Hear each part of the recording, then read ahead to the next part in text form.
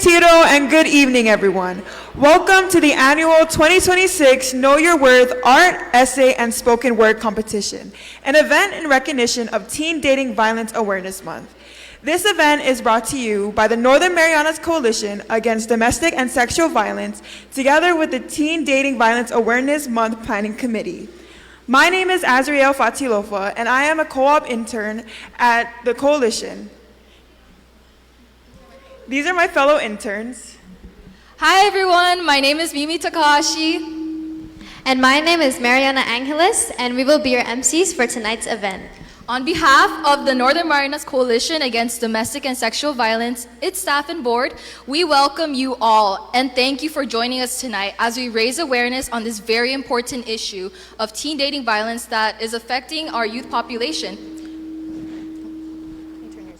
So brace yourselves for a night filled with amazing poetic performances from our aspiring poets who took the time to learn and share information through poetry.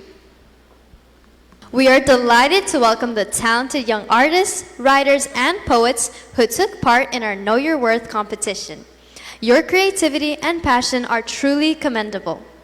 To our spoken word finalists gracing the stage tonight, we are eagerly anticipating your performances. A warm welcome is extended to our Teen Dating Violence Awareness Committee members and our art, essay, and spoken word judges. Additionally, we would like to acknowledge the presence of our board chair, Melissa Q. Castro.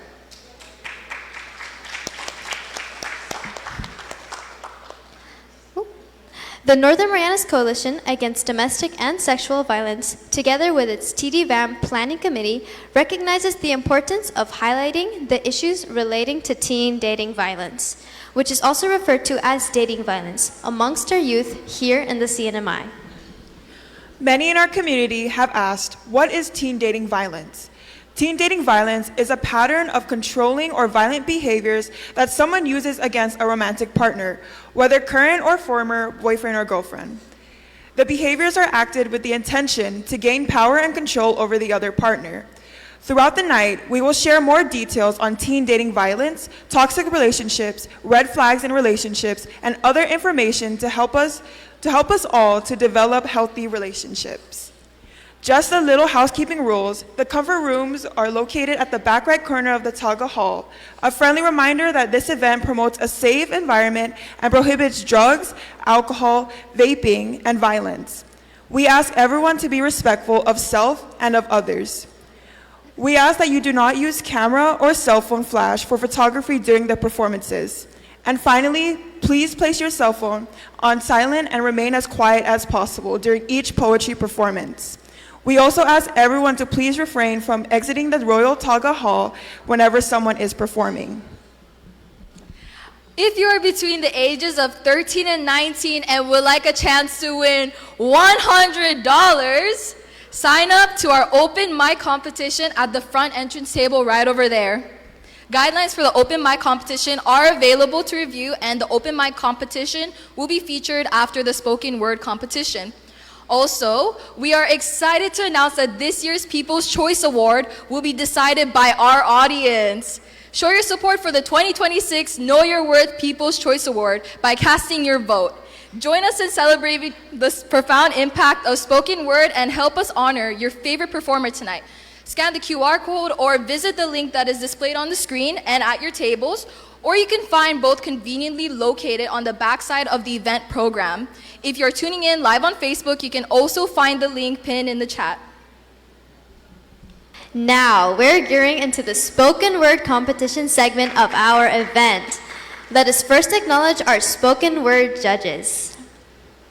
Daisy Demapan.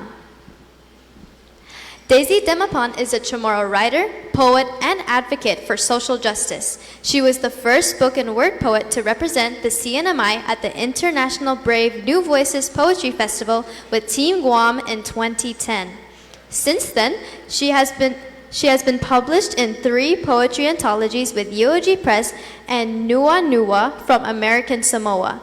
She is a former counselor working on her first published poetry collection focused on trauma recovery and strengthening cultural resilience with the University of Guam. Rain Cepeda.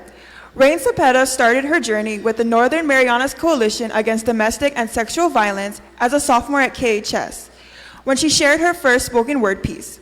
She returned in her senior year and was honored to place second place in the spoken word category. Today, Rain is a full-time student at the Northern Marianas College pursuing elementary education and currently works as the internship program coordinator at the Saipan Chamber of Commerce. Rain carries the mission of Teen Dating Violence Awareness Month beyond February by uplifting youth and amplifying voices and reminding our community to always know your worth. Next is Dr. Galvin De Leon Guerrero. Dr. Galvin De Leon Guerrero is the president of Northern Marianas College. He has almost 30 years of teaching and leadership experience in K-12 and higher education. He holds a Bachelor's of Arts degree in English Literature, a Master's of Arts degree in School Administration, and an Education Doctorate in Organizational Change Leadership.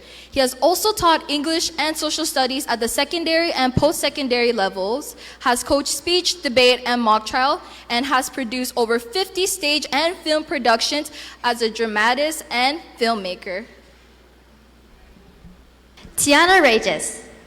Tiana Tadella Regis serves as the program manager for the CNMI Tech PICS program at the Northern Marianas College.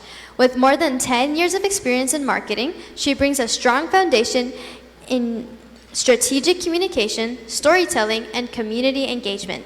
She holds a bachelor's degree in marketing and has been an active contributor to various nonprofit efforts throughout the CNMI. A creative at heart, Tiana finds expression through music, poetry, and content creation.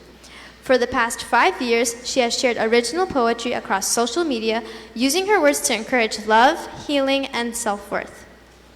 In her advocacy for survivors of domestic and sexual violence, Tiana believes in the power of storytelling as a pathway to healing and change. She is honored to serve as a judge for the Know Your Worth Poetry Competition, supporting a space that uplifts voices and celebrates courage through creative expression. Thank you to all of our spoken word judges.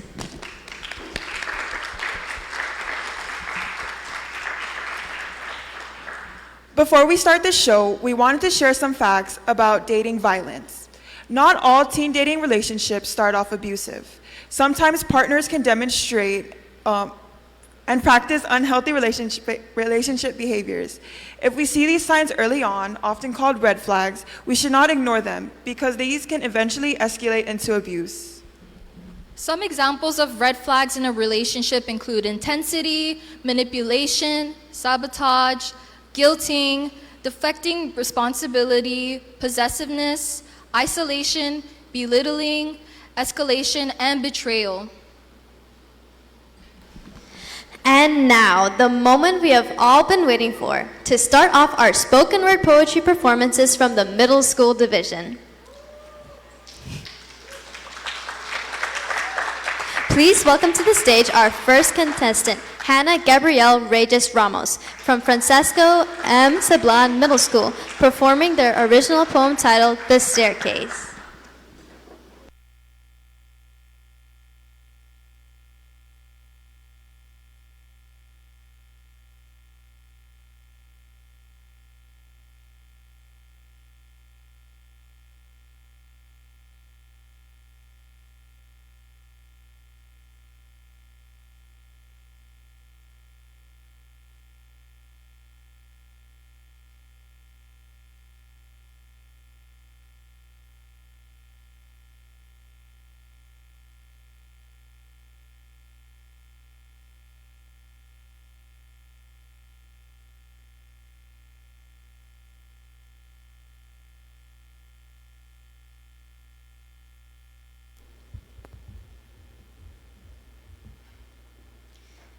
Good evening. My name is Hannah Gabrielle Reyes Ramos, and I proudly represent Francisco Mendiola Sablan Middle School. And today, I'll be performing my original poem entitled The Staircase. There are multiple steps in a relationship. If I were to name them all, we'd be on a road trip. If you allow me, I'll guide you into the right direction. I'll teach you the ropes of a good and healthy connection. Step 1. I found someone that felt like a burn. The look in his eyes was of pain and yearn. I just wanted to pull him out of that headspace. I didn't realize it'd become our imbalanced base. Step 2. He opened up to me about himself. Everything that stayed, all the sick acts his ex committed, displayed on a shelf, needing aid. I used to whisper soft, sweet words of affection, an easy distraction. The opening to the healed wound, I started to see the infection. Step 3. We are now getting higher on this destructive journey. He started adding fuel into the fire. His actions started to break me. The endless questions asking if I was gonna leave him, never filling the emptiness. A punch to my ego. All I wanted was to show him something less venomous. We'd talk every day. I started to see the insecurity start to spill over. My patience and luck running out like a four-leaved clover. I never wanted to raise a hand for violence, but existed like gravity. Every word of affection, never filling your needs, your empty cavity. Step 4. Force him to leave any threats to the relationship. The dark spirits started to cloud my mind. I didn't rethink giving him a busted lip. It felt easy, like breathing. He felt easy. Thinking of separation killed me. I only wanted him to myself. No one deserved his soul. Only I could hold the key. Step 5. Twist his whole beliefs until only I existed in his life. It's a sad sight to see, but it had to be done. I rolled the die. I drove him into the end until all I could see was the writing on the walls.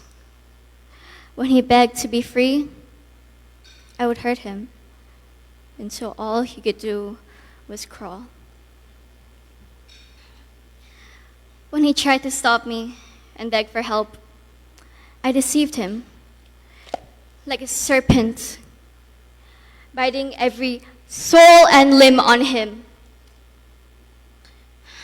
However, my evil acts didn't go on for long. His friends and family started to notice the bruises all along.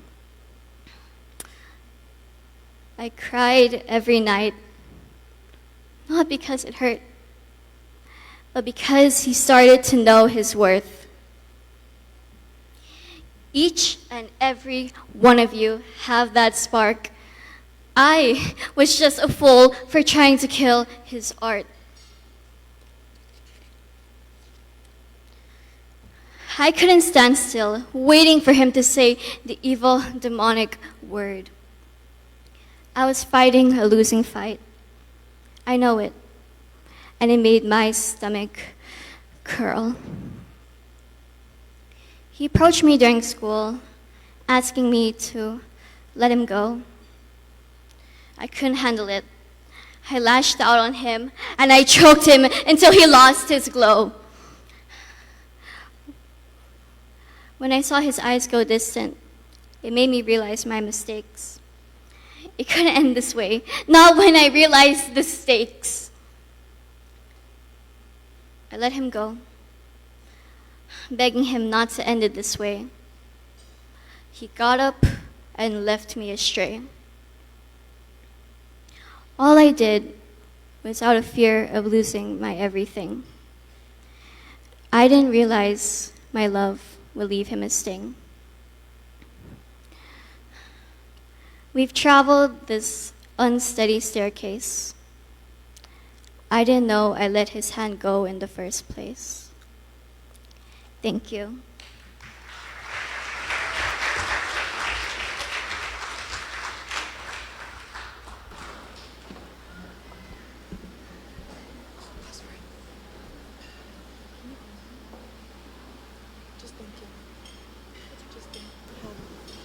Thank you, Hannah.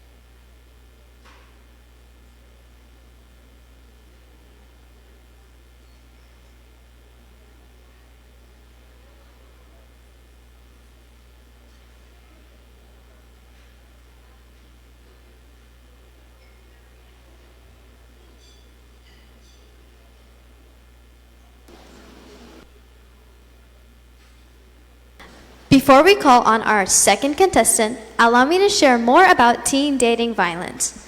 Another important concept when talking about relationships is consent. Consent can be defined as an active yes, not the absence of no. We can also better understand consent through the acronym FRIES. That is, consent has to be freely given, reversible, informed, enthusiastic, and specific. Next, please let us all welcome our second contestant, Winona Violet Bernardino, from Mount Carmel School, performing her original poem, Before the Cold War.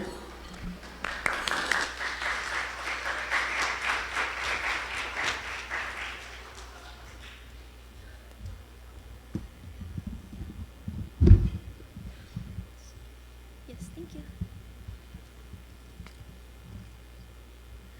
Good evening. My name is Winona Violet Bernardino, and I proudly represent Mount Carmel School. Today, I will be presenting my poem, which I entitled Before the Cold War. Before the Cold War by Winona Violet Bernardino. Before the war, everything was all jolly. On Christmas, people decorated their houses with holly. Everything is nice and calm, like the warmth of your partner's palm. But every story starts off happy, doesn't it? Before you feel your body starting to split. Your days start off warm, but then you slowly interact with harm. It's very unexpected when it happens all undetected. You'd ask, but why?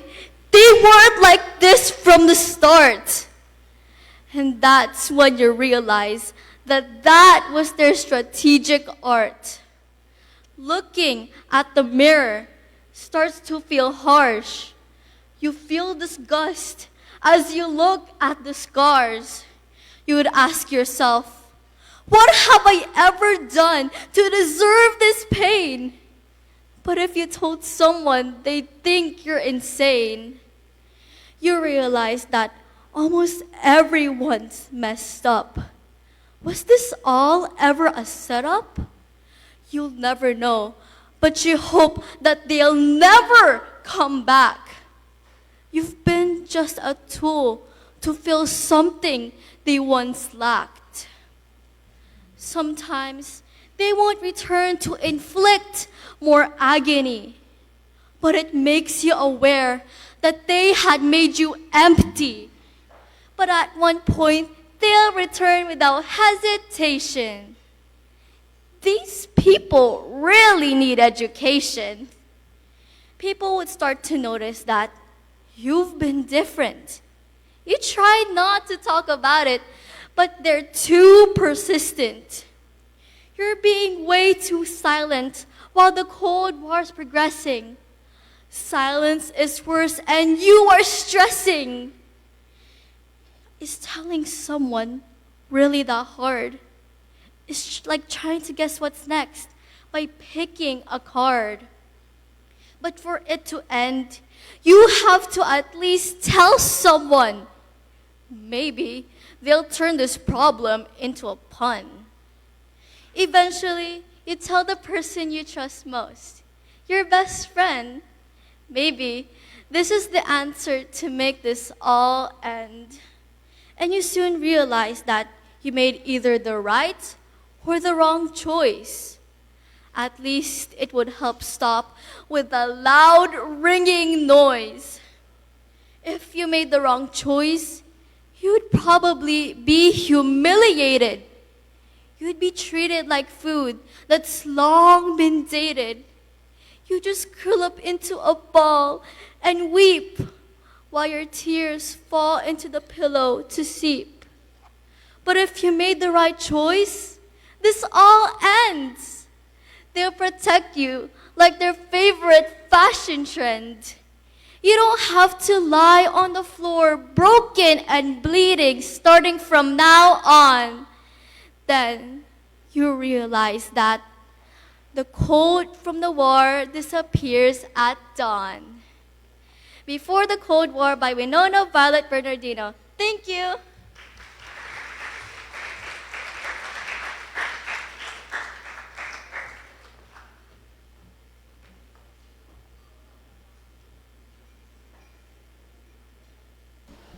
Thank you, Winona. That was another lovely performance. Let's all give her another round of applause.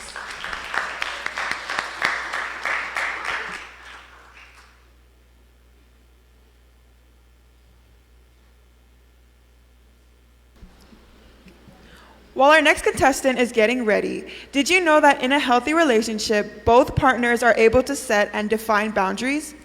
Boundaries are where one thing ends and another begins. They represent the limits of what we are comfortable with in a relationship, covering areas like finances, communication, social media, and sex. In addition, we have a right to set boundaries without needing to justify or defend them. Healthy boundaries promote comfort and safety in relationships. If a partner makes you feel bad for expressing your boundaries or views them as restrictive, it may indicate an unhealthy relationship. A supportive partner will respect and understand your boundaries. What do you guys think? Don't you think it's important for all of us to set boundaries in our relationships? Yes, exactly.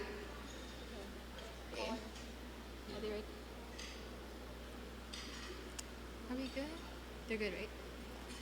I now call on our third contestant for the Spoken Word Middle School Division, Lindsay Bukago from Francisco M. Sablon Middle School, performing her original poem, The Unspoken Pain. Maybe like this. Is this okay? Wait. I think this is okay.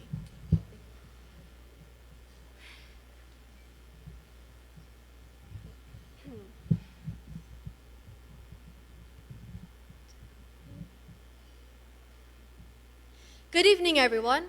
My name is Lindsay Bukago, and I am an 8th grader at FMS Middle School. I will be performing my original poem entitled The Unspoken Pain. This poem is about the hidden pain behind young love, and the battles we face alone, and discovering our own inner peace. Raise up your hand if you like to watch romantic movies, rom-coms, or even fantasies. Anyone? That's good to know. As a 13-year-old girl, I love to watch romantic movies, especially K-dramas. To be able to watch, see, and think, oh, falling in love must be awesome. Or, wow, my future husband better be like that. And to want that genuine feeling of love. But when I think about love, dating, or relationships, my mind doesn't go straight to happiness, joy, or excitement. It goes to fear, to pressure, and to the feeling of holding things in because it feels unsafe to say it out loud. And maybe that's what we need to talk more about.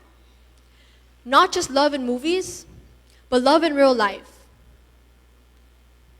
Why do I fear love, you may ask? I fear love because sometimes love doesn't look so loving. It can look like crying alone at night, saying sorry for things that aren't your fault, hiding wounds, or living under constant control.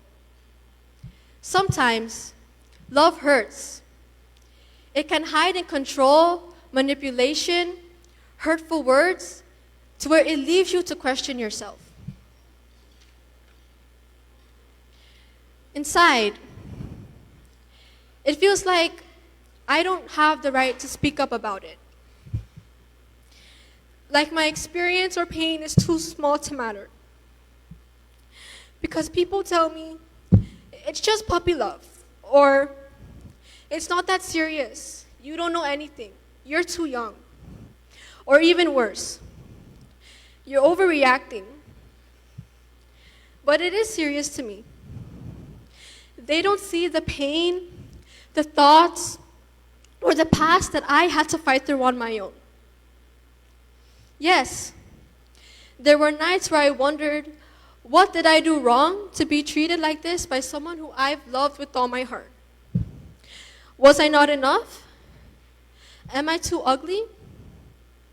Is this what I deserve for loving deeply? As unanswered questions lingers in my head, I blamed myself for being too scared, for not being confident enough, for not having the courage to speak up. I stayed silent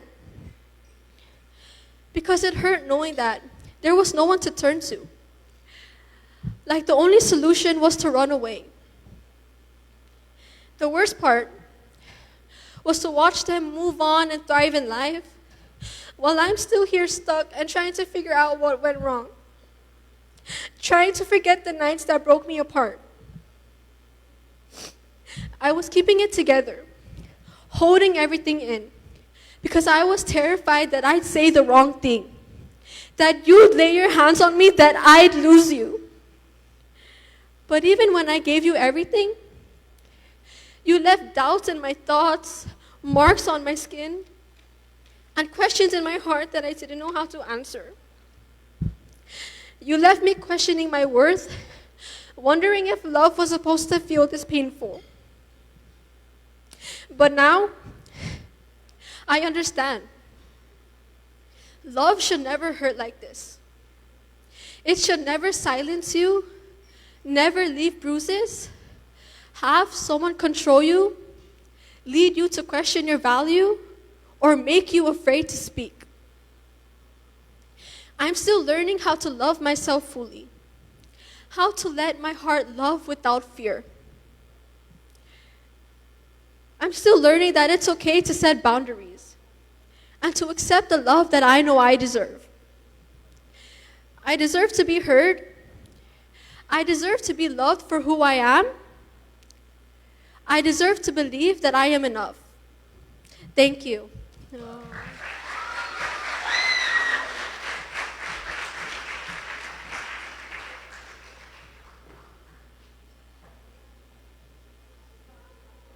Thank you, Lindsay. Wow, that was wonderful. What do you guys think?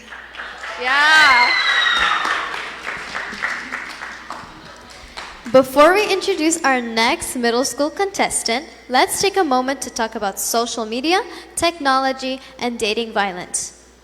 Some partners use location tracking apps like Life360 or demand access to social media, texts, or emails to control their partner. This can be a form of power and control in a relationship. It's also important to remember that social media doesn't always show the full picture. Teens may post images of a perfect relationship, but that doesn't mean everything is okay. In some cases, an abusive partner may pressure them to maintain that image. Let's be mindful about what we see online. Coming up next, I would like to call Chase Logan M. Rages from Francisco M. Sablon Middle School performing his original poem, When the Fire Learned My Name. Yeah, this is good. Or can you pick it up a bit? Wow, there's a lot of you actually. More than I expected. Hi. Good evening, everyone. I hope you're having a good night. My name is Chase Regis, and I would like to tell you a bit of myself. I'm from Francisco Mendiola Sablon Middle School. I've been doing TDVAM for about 3 years, ever since I was in 6th grade. And I would just like to say a big thanks to the coalition for really making this event possible to advocate for teen dating violence. Because I know we all know the feeling.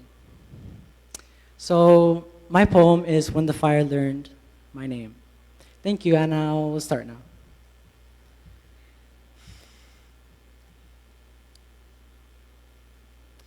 I didn't know that love could hide in a flame.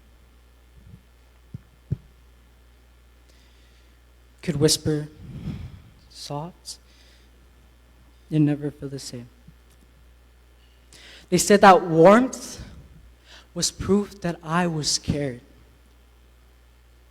So I drew close, unaware I was ensnared. It never struck with hands or shouted cries, just flickered faintly before my eyes. It licked the edges of my walls and my mind and taught me how to shrink until confined. As a boy, I was taught to hush down the hurt because boys shouldn't cry is just how it works. So I swallowed the sparks and called it growing up. They called it care. I called it something true. But fire survives by changing every hue. It turns your fear to proof, your doubt to blame, and hides its power neatly in a name. My world became a house of ghostly smoke. Friends fading into shadows I provoked. My laughter settled into ash and dust. My voice grew small from swallowing my trust. And I studied every flicker like a storm, learned when to speak and when to stay lukewarm. I learned that silence doesn't always save. Sometimes it's only breathing in your grave. I thought that burning meant that I belonged. That pain was love. That breaking made me strong. That if I endured it long enough, one day the heat would turn to love. And I learned to bleed in ways no eye could see. To break in pieces lost inside of me. I was a teen still learning who I'd be, already learning how to vanish quietly. Sa pagpartasang honesty. Sometimes we need to open our eyes to see that we are all human beings and we feel equally. No matter the gender, no matter the role, a heart is a heart and it carries a soul. Love shouldn't scorch or leave you erased. It shouldn't demand that you shrink or be embraced. Love should not feel like a test that you must pass. It shouldn't reduce you to smoke and glass. Love should not silence the sound of your name. It should not make you smaller for staying the same. It should not thrive on fear or control or feed on the doubt it plants in your soul. Because love is steady. Love is kind. It does not cage your heart or mind. It does not ask how much you can take. It does not need you to bend or break. And now I know what I couldn't then. Heat is not love. Pain is not proof. I am not smoke. I am not flame. I am not something you get to tame. And I will never again confuse burning with belonging. Thank you so much.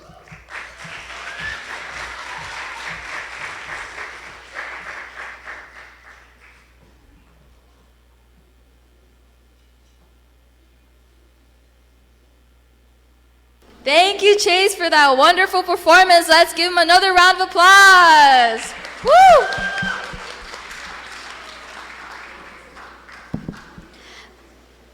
Before we call on our next spoken word middle school contestant, please allow me to share some alarming facts about teen dating violence here in the CNMI. According to the latest Youth Risk Behavior Survey, 8.7% of high school students reported experiencing sexual dating violence, while 10.1% of high school students reported experiencing physical dating violence. Ladies and gentlemen, don't you think those numbers are alarming? Thank you all for helping us raise awareness about issues that are impacting our youth. Next, please let us all welcome our next contestant, Alexander Leacope from Francisco M. Sablon Middle School, performing his original poem, Jagged Love. Woo!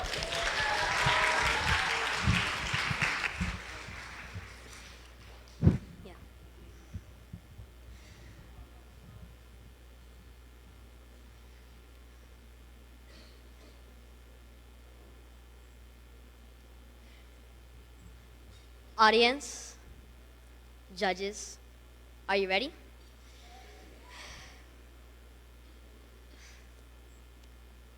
Teen dating violence is a serious public health problem that is disturbingly common among adolescents and young adults, ages 10 to 14.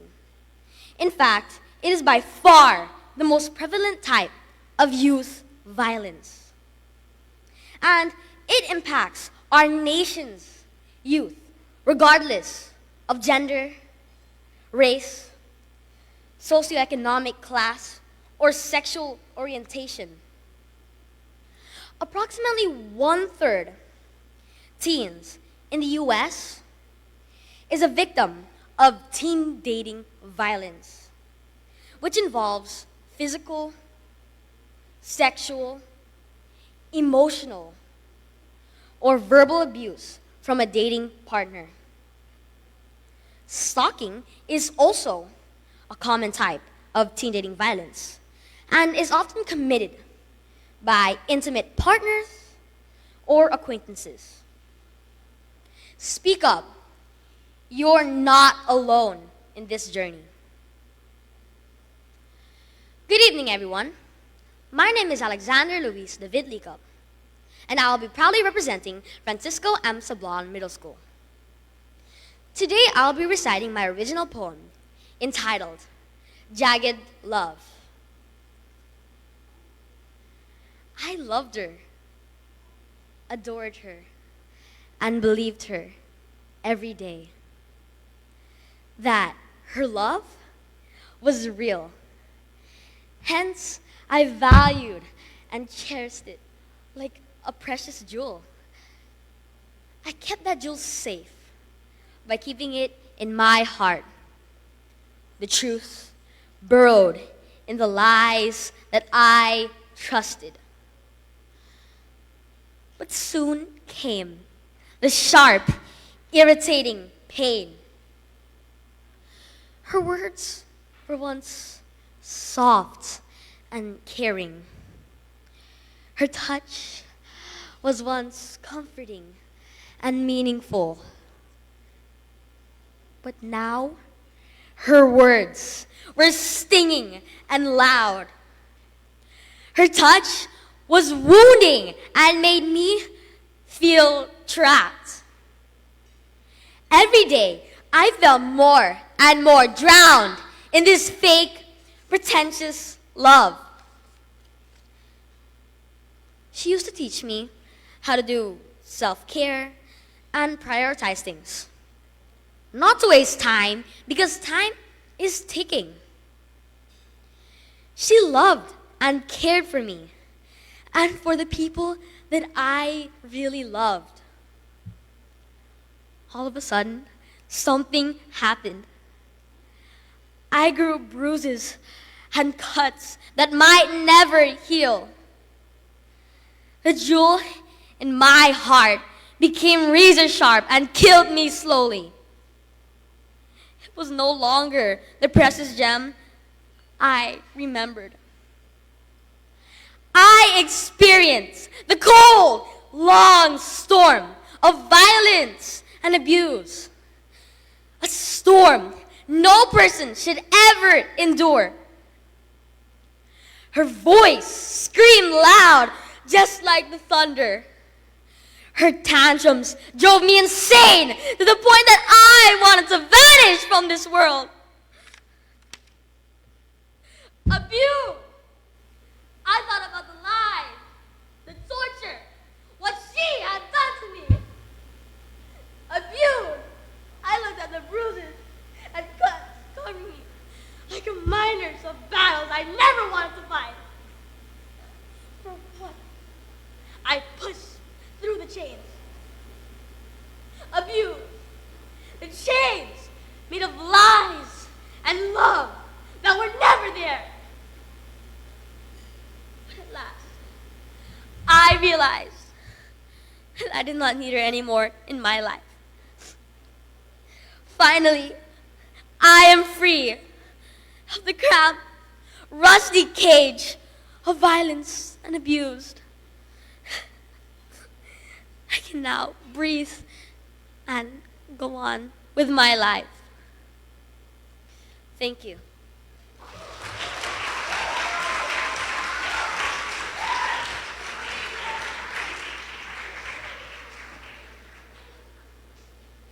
Wow.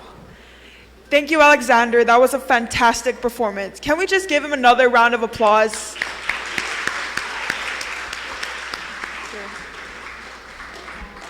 Wow, what do you guys think about that? That was really good, right?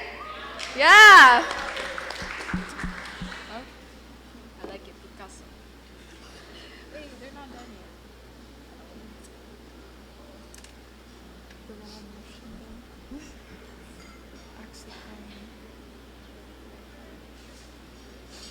That was very emotional.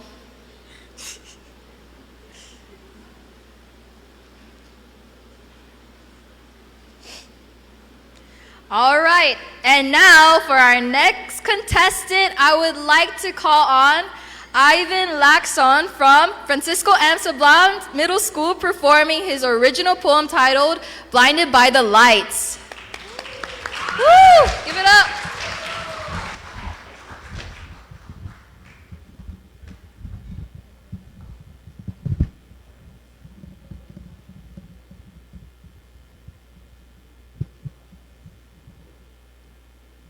Judges, audience, are you ready?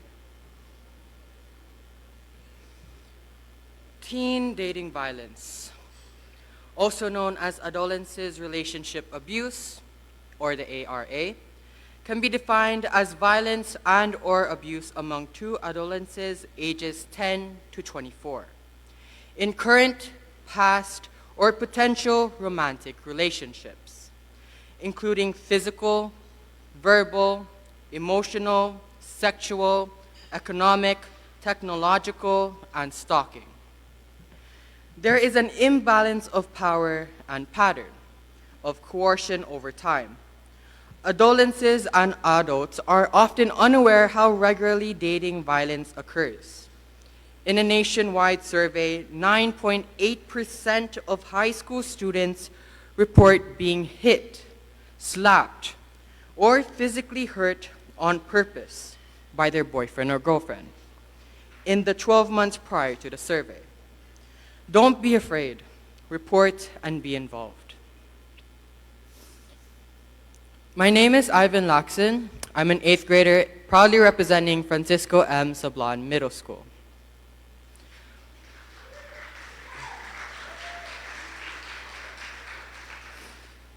Blinded by the lights.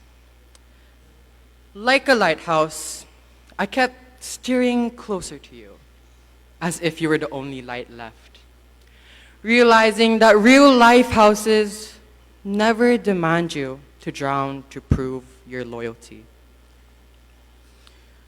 Blinded by your enchanted beauty, bewildered me. Your unique and irresistible looks made me examine why my feet kept moving towards you. I couldn't stop. As if I stopped walking and started losing my path, like you were calling my name, pulling me closer, deeper, like I was a boat sinking, drifting beneath the waves instead of learning how to float. Wrapping my arms around you, helpless, breathless, truly believing I found the perfect relationship I was lodging for. Your warmth filled my body, my soul, and my entire sense of being.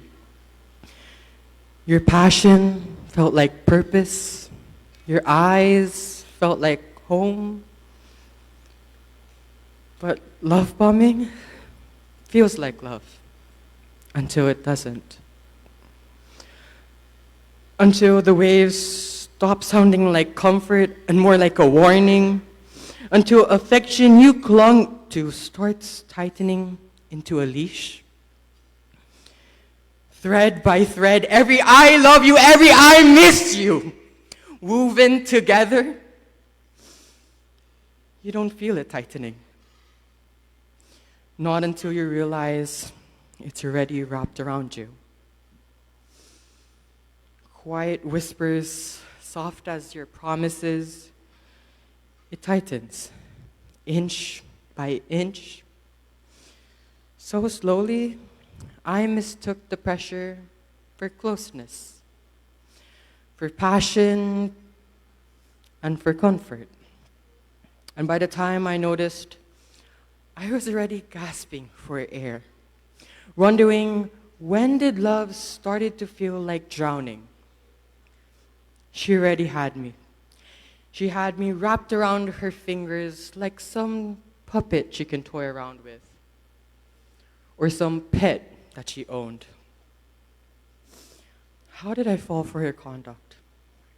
I felt naive, as though I was a bull charging towards a person waving a red flag to my face.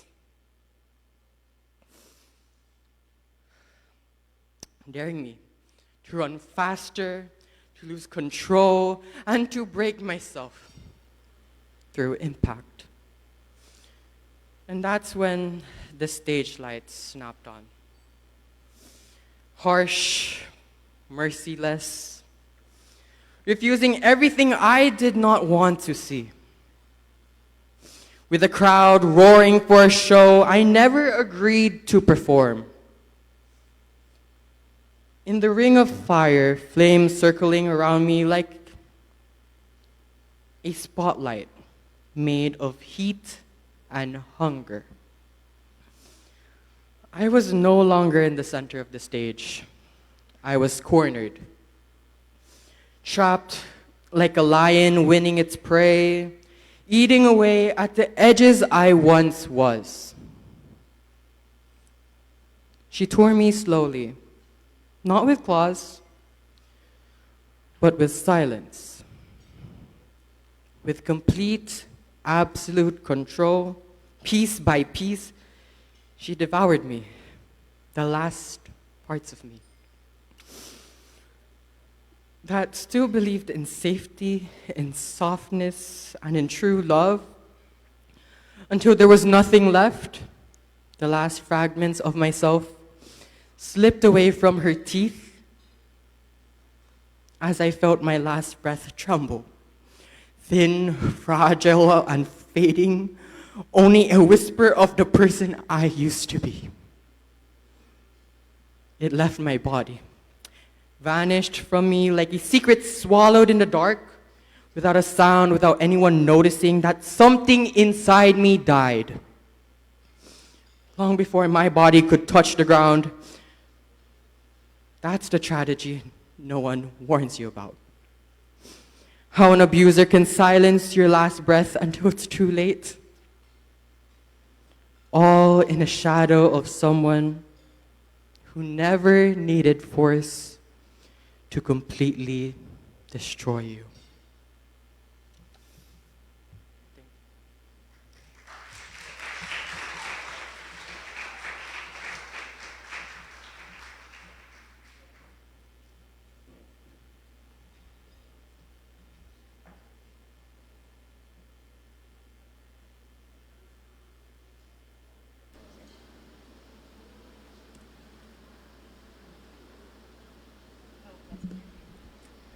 Thank you, Ivan, for that awesome performance. Woo!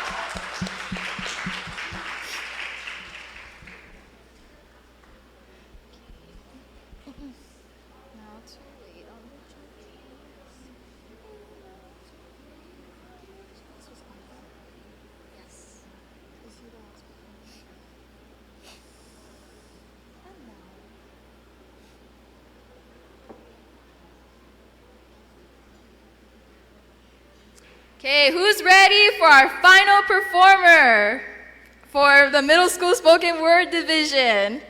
Are you guys ready? Woo!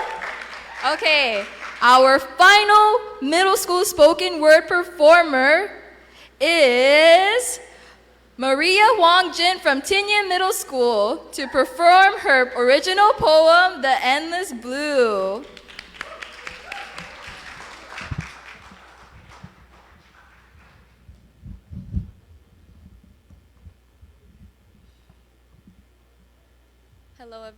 Hello, everybody.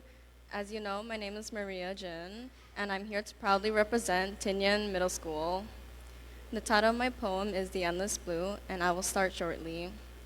The endless blue. In the endless season of blue, gazing through the rainy hue, the asphalt reflecting the cicada singing, making the silence of you inaudible. These days will fade away, but the endless pain grows stronger for each day. Stuck in the depths of your eternity left behind, the memories of you burned into my mind. Even now the blue lives on, stuck behind the shattered memories, all lost within my spinning mind. Any prayer, any clue could have brought us closer, but they couldn't reach you. The words that curse you, stuck in the back of my throat, just like my silent love.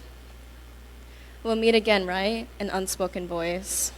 Little by little since that day, in spring, a time to reminisce, a portrait of us where we cared so deeply for each other. No matter what, we could have shared it. The curse of me being different from you grows bigger. The sorrow hidden behind your warm smile, one that I failed to notice with all my regret.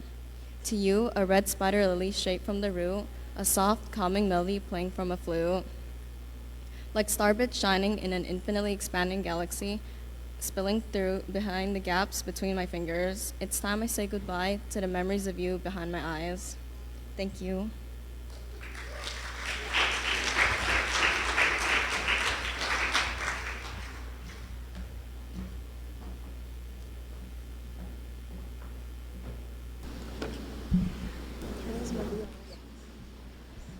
Thank you, Maria, for that wonder performance. Let's give her another round of applause.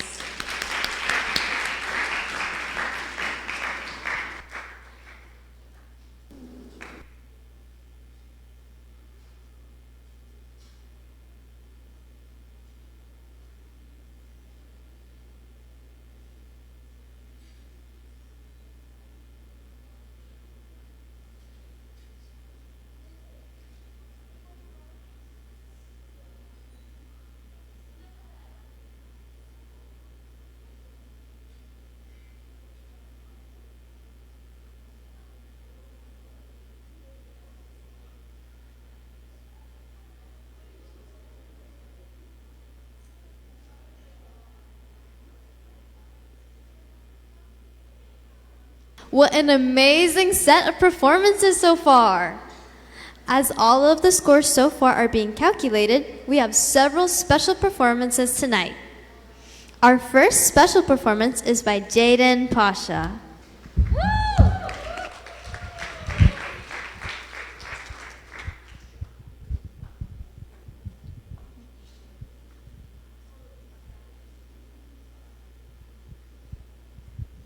Good evening, everyone. My name is Jaden Pasha. How are you guys doing tonight? Okay, that's amazing. So today I'll be performing a solo musical entitled She Used to Be Mine from the Broadway musical The Waitress by Sarah Bareilles.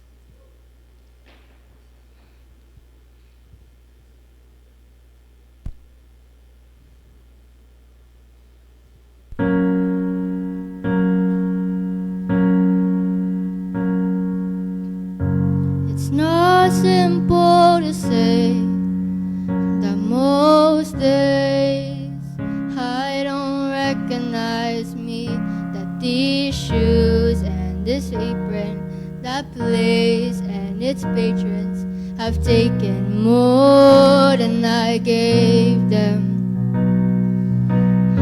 It's not easy to know I'm not anything like I used to be, although it's true I was never attention sweet center. I still remember that girl. She's imperfect, but she tries. She is good, but she lies. She is hard on herself. She is broken and won't ask for help. She is messy, but she's kind. She is lonely most of the time. She is all of this mixed up and baked in a beautiful pie. She is gone, but she used to be mine.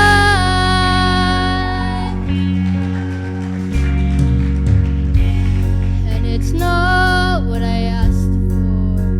Sometimes life just slips in through a back door and carves out a person and makes you believe it's all true. And now I've got you, and you're not what I asked for. If I'm honest, I know I would give it all back for a chance to start over and rewrite an ending or two. For the girl that I knew who was reckless just enough, who gets hurt, but who learns how to toughen up when she's bruised and gets used by a man who can love. And then she'll get stuck and be scared of the life that's inside her, growing stronger each day till it finally reminds her to fight just a little, to bring back the fire in her eyes that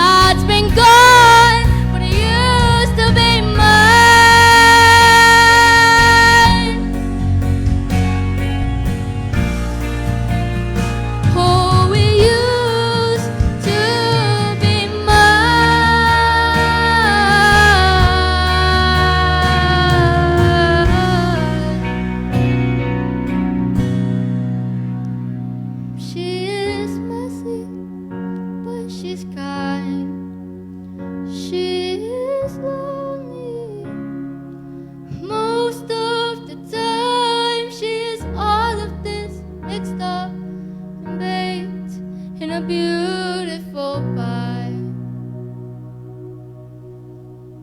She is gone, but she used to be mine.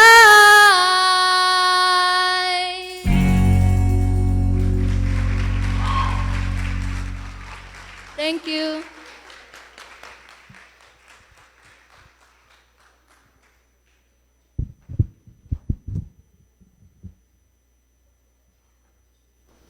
Wow, that was so nice. Don't you guys agree? Woo!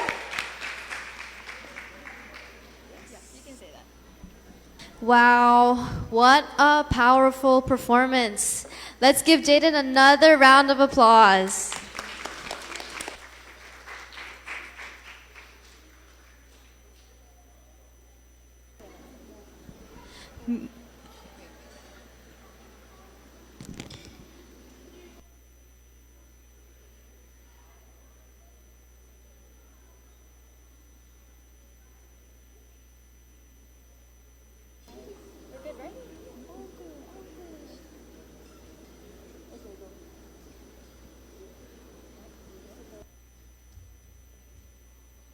Moving forward with our high school spoken word competition.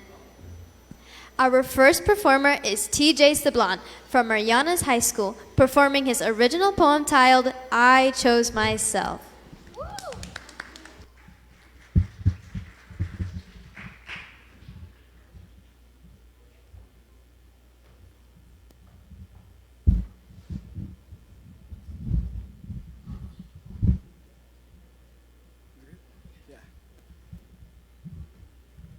Hello. My name is Tristan Joseph Jambalo Sablon, and I'm from Marianas High School. I'll be presenting this piece that I made that I called I Chose Myself.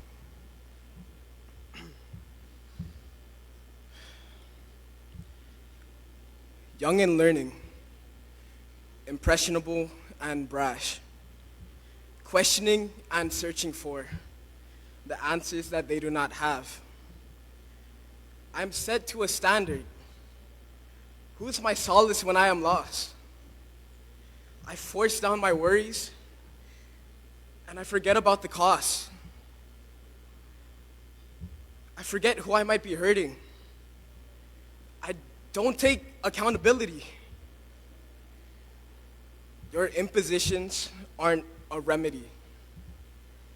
It's a silent killer that's breaking down the shell. What will you do once you've reached the pit? What happens when you've broken the shell? This is where I becomes we. R. Respect in a bond is meant to be shared. E. Because we endure what we are put through. S. For slowly withering away from what we once were. I. For ignoring the warning signs that could have saved us. L. For learning to restructure ourselves. I. For isolation from the people who care. E. For exhaustion. And not letting go because, see, I can't let go. E, because I've had enough of this. Resilience. Resilience is not taught, it's forged. Through enduring your idea of love, I have never felt more alone. Alienated from my own group. Every action leads to questions. Every route is a loop. I know your history. I know you've been hurt. But your actions aren't justified. You use your past as a shield. I love you. but I'll know you never change. I dreaded this, but there's no other escape. There's only one way to end this. Confrontation. As I suddenly walk to meet, suddenly my emotions make three. My legs are weak. It feels like someone's following me. As I approach, my body jolts further and further. My fight or flight kicks in. This is it. My body's still shook. The words rise up as more people look. Don't.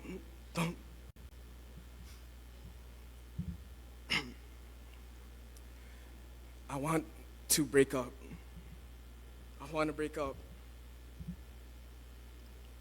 The regret starts to kick in. They're begging for a second chance. I won't let you pull me in. I'm out of your trap, and I'll never come back. I look to the future, knowing that I chose myself. Thank you.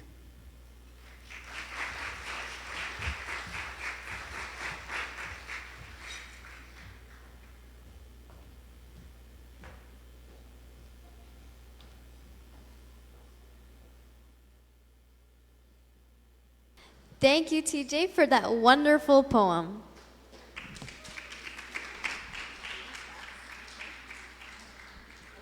Just a quick reminder, please refrain from talking during the performances or stepping out while the performers are performing.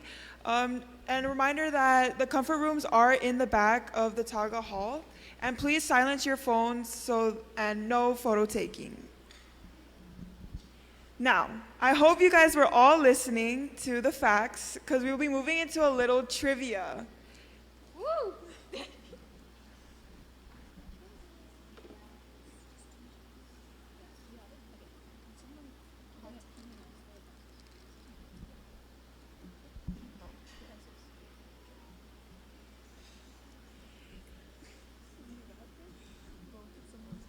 Okay, for the trivia, if you guys get the questions right, you win these nice pencils. Woo!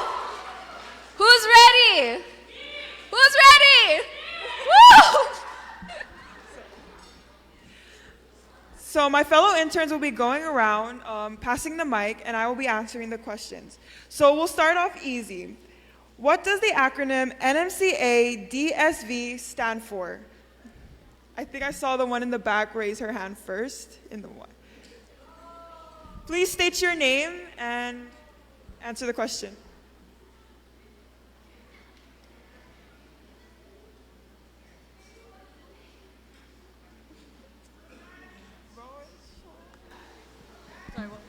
What was the question?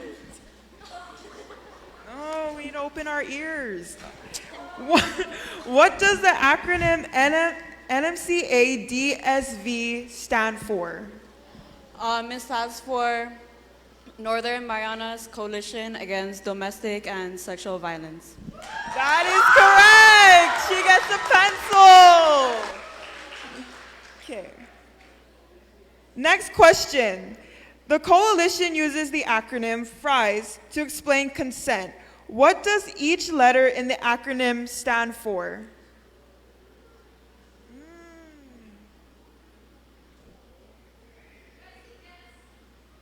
Does anyone want to take a guess? No? Okay. Here, I'll give a reminder. The first one, F stands for freely given. There's one right here. Maddie, Mimi.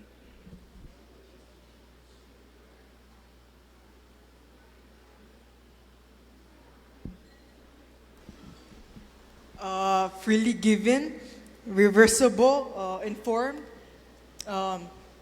enthusiastic, and specific. That is correct. Please give her a round of applause.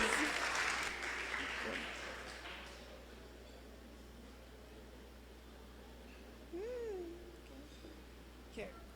We'll go. Next question. Another acronym, what does TDVAM stand for? Oh, one of this group, I think. Teen Dating Violence Awareness Month. Correct, another pencil.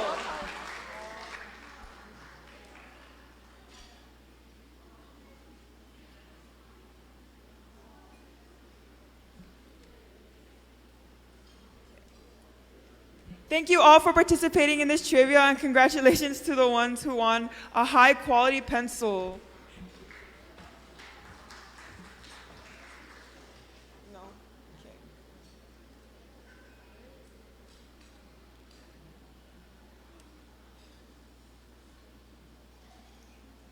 Okay.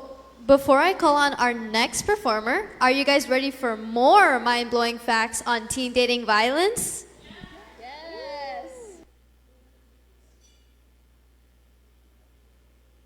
Did you know that teen dating violence can happen to anyone, regardless of race, gender, age, sexual orientation, or background?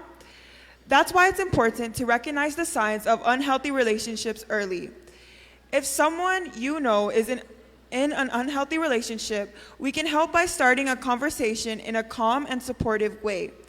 It's important to listen without judgment and offer support rather than telling them what to do. We can also point out unhealthy behaviors with specific examples to help them see the situation more clearly. Avoiding victim blaming is crucial. Remind them that it's not their fault.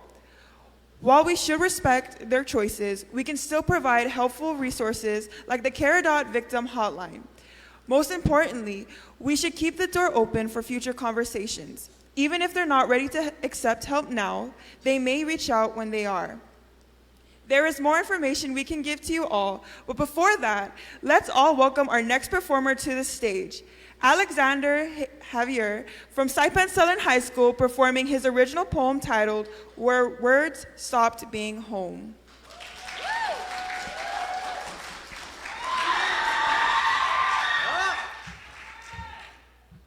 Good evening, everyone. I'm Alexander Javier, here representing the Manta Rays from Saipan Southern High School with my original piece, When Words Stopped Being Home. I hope you enjoy my performance. Sticks and stones may break my bones, but words will break my trust. Especially if it comes from those whose words were kind, gentle, and just. I believed your words like scripture. Every letter was treasured to a T, but now I'm conflicted because I don't think you know how much your words actually hurt me. Every syllable struck like a punch, every threat set an example. Hell, even starting a simple conversation with you felt like placing a gamble. From placing the blame to gaslighting me, you always got your way.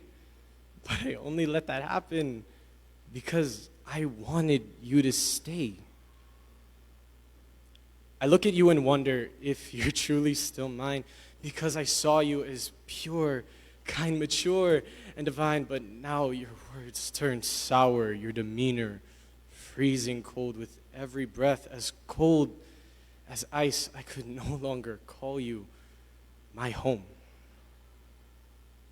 You played me for a fool, a pawn for your image. You deceived me with lies, with no signs of a limit. You say you didn't mean it, but it happened again and again. The apologies wore masks directly in front of your friends. You're being overdramatic, or it's not even that deep. Can you once put aside your words and finally face me? You manipulated my beliefs on what love should be like. Love is supposed to be many things, both patient and kind. It does not envy, it does not boast, and it's not proud either. And I know it doesn't act single to be an attention seeker. We were supposed to honor each other with vows solidifying us. The relationship we had was supposed to be built on trust. Words were used to love and never ever used to curse.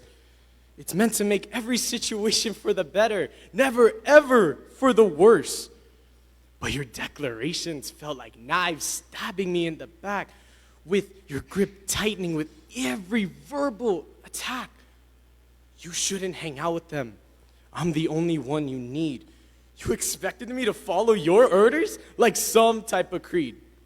If you talk to them again, I'll leave you for good. Yet, you still stayed even when you said you would. The worst part is that the damage is done. There's nothing to say, nothing to do, and nobody won. Your words, the words you said will echo in my mind indefinitely. That's for certain.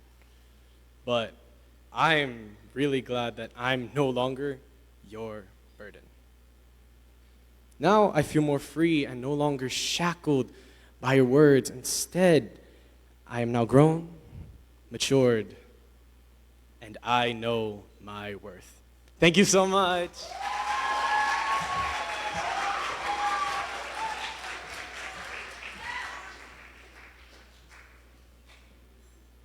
Thank you, Alexander, for that amazing poem. Please give him another round of applause.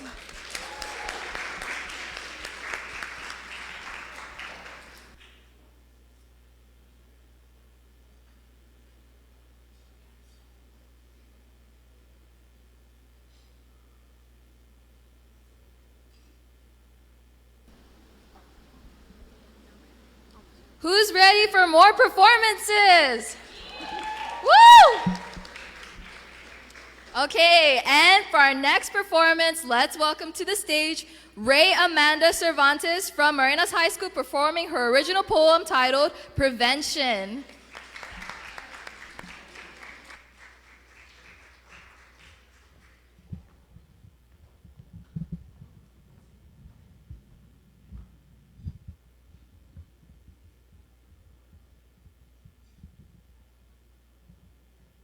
Good evening, everyone. My name is Ray. Some of you may know me as Amanda Cervantes. This poem is about the difficulty in asking for help, the fear of blame. This is an ode to myself and to others who've been buried with the blanket of blame, silenced by the label of shame. Prevention. You do not want to cure me. You say I could have done more every hour of the day to prevent it. Wash it away. You say you speak the truth, and truth it may be to prevent a disease, to protect whom are clean. You do not put an end to it. There is no easy answer. For youth, prevent to protect. For you, protect your pride.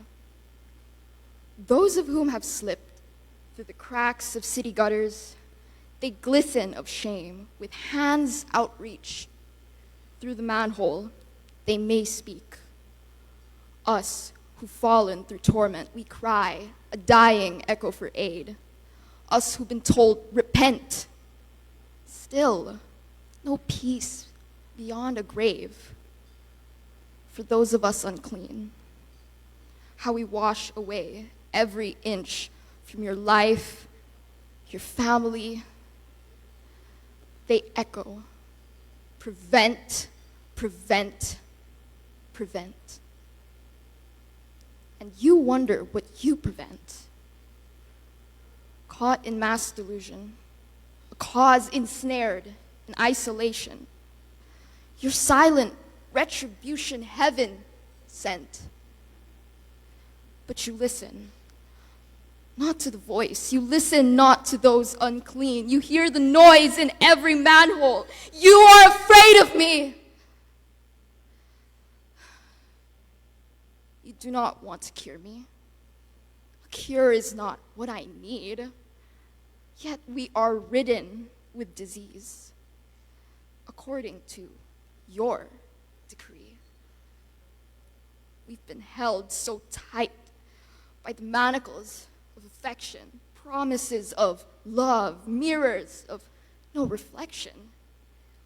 Us who must stand in line to be convicted, judged, and fined. So sick in a lover's eyes. We've given proof every time. Us in full health, but never living, and you toil for an action, paranoid. They echo, prevent, prevent, prevent. A most futile solenoid. Thank you.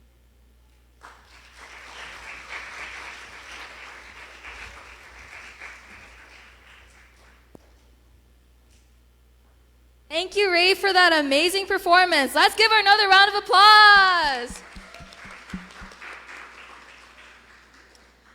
Also, just a reminder, if you're between the ages of 13 and 19 and would like a chance to win $100, guys, it's $100 cash, sign up to join our open mic competition at the front entrance table.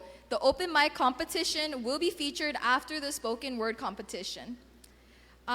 Just a reminder that the comfort rooms are located at the back right corner of the Royal Taga Hall. And a friendly reminder that this event promotes a safe environment and prohibits drugs, alcohol, vaping, and violence. We ask everyone to be respectful of yourself and of others. We ask that you do not use your camera or cell phone flash for photography during the performances. And finally, please place your cell phone devices on silent and remain as quiet as possible during each poetry performance. We also ask everyone to please refrain from exiting the Royal Taga Hall whenever someone is performing. We are now gearing up for more performances from our high school spoken word division. But before that, here are some tips for supporting our LGBTQIA+ friends who are in unhealthy relationships. First, it's important to affirm their identity, as their abusive partner may try to use it against them. Remind them that abuse is never justified, regardless of the circumstances. Connect your friend with LGBTQIA+ resources, such as the Trevor Project, for additional support. It's also a good idea to reach out to LGBTQIA+ friendly professionals for guidance, and, if necessary, involve law enforcement if your friend is in immediate danger. Most importantly, be there for your friend, offering consistent support, especially if they lack safe spaces or trusted adults.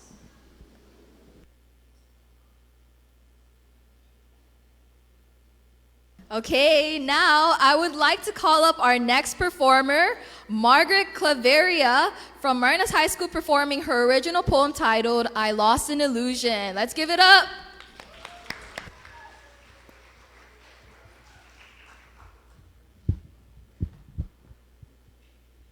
Good evening, everyone. My name is Margaret Claveria, and today I'll be representing Marianas High School with my piece entitled, I Lost an Illusion.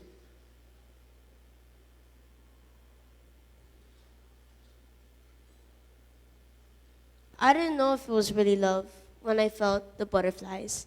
Everyone says, that's how you know, that nervous flutter in your chest, like something beautiful is about to happen. I didn't know if it was really love when I felt the butterflies. Everyone said, that's how it goes. Your heart racing, your hands start shaking. Your world suddenly revolves around that one person. I felt happy. I felt safe. I felt chosen. I told myself I had found the one. Too young to question it, too hopeful to doubt. But did I really? Because little by little, those butterflies turned into fear. My smile felt forced. My laughter felt quieter. I started changing parts of myself just to keep the peace. I felt it hurt, not all at once, but slowly, in the tone of their voice. In this way, silence became punishment. In this way, love felt conditional. Teen dating isn't supposed to hurt like this, but no one warns you. That pain can wear a mask of love. That control can sound like concern. That jealousy can feel like being wanted. I blamed myself. I thought I was dramatic. I thought if I loved harder, if I tried more, things would go back to how they were. But they didn't. I felt harmed in ways I didn't have words for. My confidence faded. My voice shrank. I started doubting my own feelings, my own memories, my own worth. I stayed because I was scared. Scared of being alone, scared of starting over, scared that this would be the best love would ever feel. And that's the saddest part. Believing pain was normal because I was young and I didn't know better yet. Now I look back and realize those butterflies weren't love, they were warning signs. My heart trying to tell me something wasn't right. Teen love should feel safe. It should feel gentle. It should help you grow, not to make you disappear. And even though it still hurts to admit, I didn't lose love. I lost an illusion. And I'm still learning how to forgive myself for staying too long.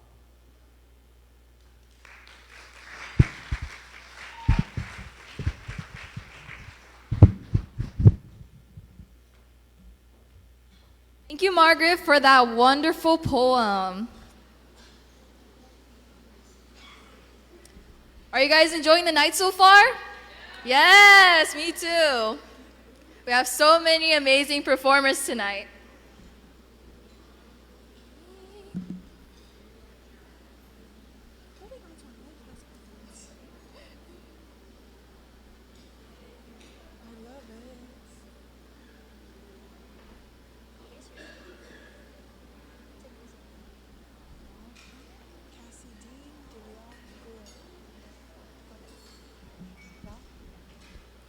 Moving on to our next high school performer, Cassidine De Leon Guerrero from Marianas High School, performing their original poem titled Outside Looking In.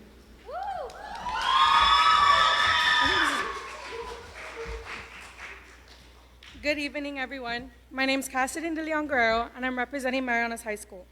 My poem is Outside Looking In. I like to think there's a thin line between love and hate, but it's not. It's just imaginary and it's blurry. And I'm pretty sure it was drawn with Crayola paint. It's colorful and pretty, but doesn't last on a rainy day. So when we break each other and we cry, the tears easily wash that line away. No, it's not a thin line. Nothing really separates it. And they say to hate means to love, and maybe that's why I can't call it quits. But when he hits me and he hugs me, then later leans in for a kiss, I don't turn or pull back. I don't hesitate or resist. Because even in the echo of his anger and the impact of his fist, there's a moment in silence I can't help but find peace in. Honestly, it's a mix of whiskey and love letters every time I see his face, but Mom, I swear, he's learning to love me without all the rage. And yeah, I know it's crazy, I'm bleeding bullets on this page, and yeah, sometimes I flinch at his every move, and I hear my heart race when his expressions change. But scars heal and bruises fade. Guys, please, I promise I'm okay. We went out last night and had a pretty good time. He raised his voice and hit me, but it only happened twice. He came with flowers this morning, a written note, and apologized. I mean, it was kind of my fault. I got upset when he looked at that girl. I shouldn't have tried to pick a fight. He'll do what he wants, and I'll still stay by his side. I keep rehearsing excuses like they're lines I was born to know. Say them soft enough, and maybe they'll start sounding true. I call it passion, call it pain, call it love that just overflowed, call it anything but what it is, anything besides the truth. They tell me love shouldn't feel like walking on broken glass, shouldn't feel like holding your breath just to keep the peace, but I'm sure I can handle living in the aftermath, convincing myself this is as good as it gets for me. I memorize the good parts, tuck them under my tongue, like prayers I repeat when my head's up in a cloud, because denying the reality helps me keep numb. And hope is easier when you don't say it out loud. Still, there's a voice that doesn't flinch, buried deep in my chest, that whispers I deserve more than surviving each day. And some nights I wonder if loving him less might finally teach me how to say I can't stay. I'm still outside looking in, at the life I pretend I don't see, where love doesn't bruise and peace doesn't come with a cost. Maybe the line wasn't between him and me. Maybe it's the one I keep crossing, afraid of what I'll lose or of what I've already lost. And then one day, I hear my own story fall out of my mouth in someone else's voice. I watch their face change, the silence get heavy, and suddenly I don't have a choice. Because from the outside, it doesn't sound like love at all. It sounds like fear dressed up in hope. It sounds like shrinking yourself just to make room for someone who keeps tightening the rope. I see it now. The flowers weren't forgiveness. The apologies weren't change. They're positing the same old storms, different words with identical pain. And that line I swore was blurry and kind, I finally see where it's drawn. Not between love and hate, but between some sweet chaos and staying blind, even when something's wrong. So I take off the glasses I fought so hard to keep. Let the colors drain, let the truth sting.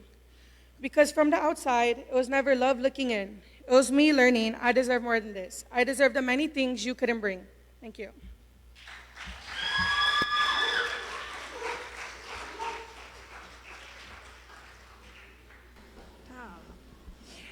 Thank you, Cassie Dean. That was a beautiful piece. Before we call on our next contestant, here are some tips on how we can talk to our friends if they're showing abusive or unhealthy behaviors. If it's safe, check in with them and ask how things are going with their partner. If they mention underlying issues like stress or trauma, suggest they speak with a school counselor or the Community Guidance Center for support. If your friend is open to it, approach the conversation with care, helping them recognize that their actions may be unhealthy, while being mindful not to blame or criticize them. Use I statements and specific examples, reminding them that there's never an excuse for abusive behavior. If they're not receptive, consider reaching out to someone they respect, like a coach, teacher, or parent who may be able to address the issue in a way they'll listen to. Now, who's ready to continue with our next set of performers from our Spoken Word High School School Division? I would like to call on Rodalyn Zandueta from Marianas High School performing her original poem titled The One That Got Away.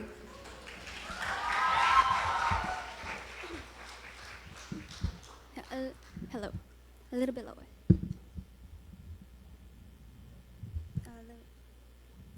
Yes. Good evening, everyone. My name is Rodalyn Zanweta, and I'm proud to represent Marianas High School.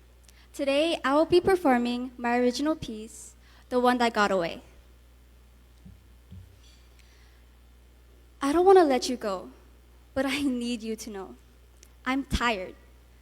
Tired of waiting for you to reply. Tired of begging for a simple hi. You once made me feel divine.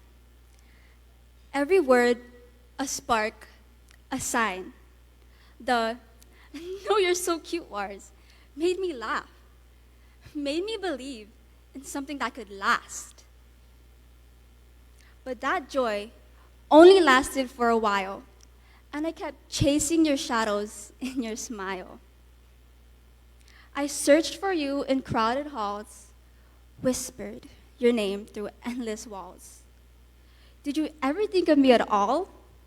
Or was I just a fleeting call? A number saved, a text ignored, a heart you knew, but never adored. Your silence cut, your distance grew. I kept reaching, but never you. Every message left unread, every echo in my head made me question, made me bend, made me doubt where I began. I hated how I'd search the skies just to avoid your careless eyes. I hated how my hope would rise only to break when you passed me by. And somehow, every silence, every shift felt like my fault, something I had to fix. I held on tight, I gave my best, but you tightened every test. You dimmed the light I used to show and taught me pain I should not know. Love should lift, not make me small, should not bruise or break at all. I thought you'd stay, I thought you'd care, but you just left me standing there. And now I see, with clearer view, the one I lost was never you. So hear me now, my final song. I will not keep chasing what feels wrong. My laughter blooms, my spirit flies.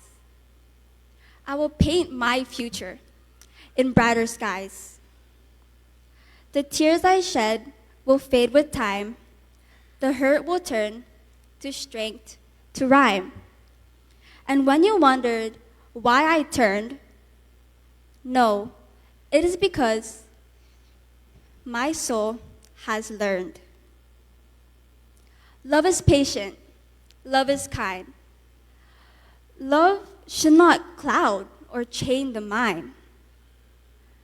I gave you pieces, now I am free to finally find the one who cherishes me. I am not broken, I am not weak. I am the voice you cannot speak. I am the fire you tried to hide. I am the storm that will not subside. I am the light that will not fade. I am the choice I finally made. You are not the one who got away. You are the reason I found my way. And tonight, as I stand here and say goodbye, I rise, I breathe, I learn to fly. Because loving you meant losing me, but leaving you has finally set me free. Thank you.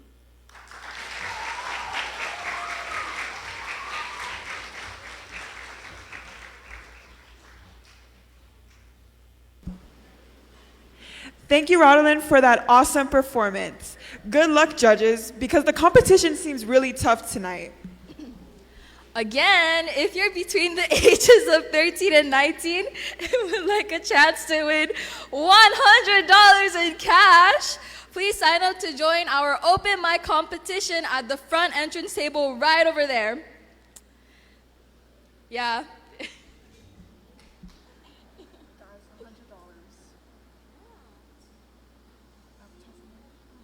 Do you guys want $100? Yes.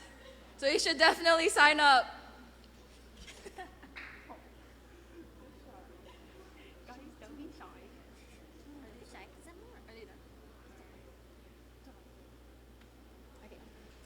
And now for our final spoken word performer, I would like to call up Jaira Anna Cruz from Tinian High School performing her original poem titled Wolves in Sheep's Clothing. Woo! Give her a big round of applause, everyone.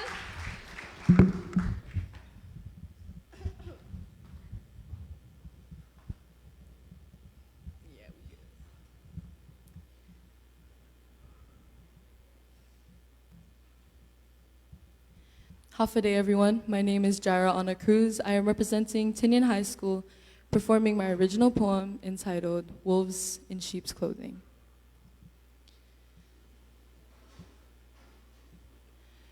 Wolves in sheep's clothing, honey on my tongue, smiles that whisper, but bite when they're done. Violence. It is a wolf in sheep's clothing. It's quiet at first, a soft hand that holds and twists, a voice that soothes before it shouts. Patience piled neatly into promises piled like bricks. Every word weighed heavy, every glance was a trap. Every touch a question mark carved into my skin and my soul. Every step I took became careful. Every breath measured, and my knees hit the ground under endless mounting pressure. My lungs choked on fear, and my hands were trembling. My body curled inwards, bracing for storms I already knew were coming. Love lifted me once. It was a treasure so weightless it made my chest float, and then it plunged me down, crushing, bending, breaking everything I had learned to trust. I gave an inch and you demanded a mile. You took my kindness and turned it into a trial.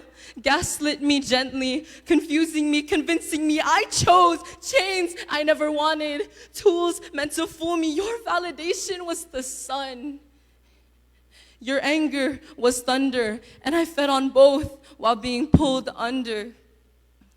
Desperate for calm, addicted to relief, mistaking survival for loyalty and fear for belief. The room spun with invisible fights, storms that quietly killed every hope in sight.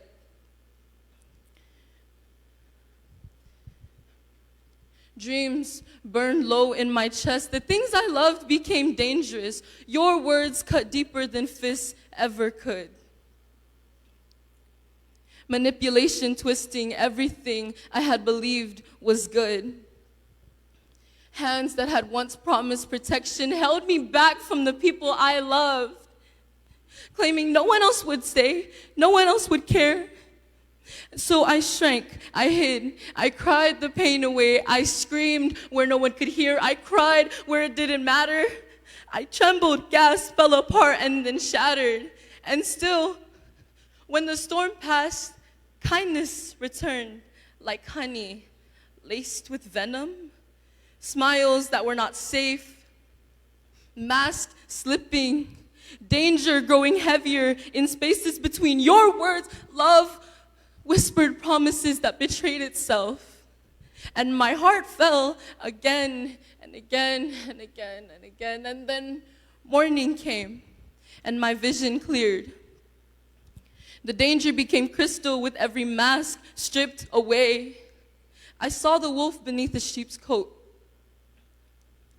The road I had walked, the road he made, the road to hell was paved with good intentions. Every step, a brick, every promise, a hidden chain, dressed as care, pretending to change.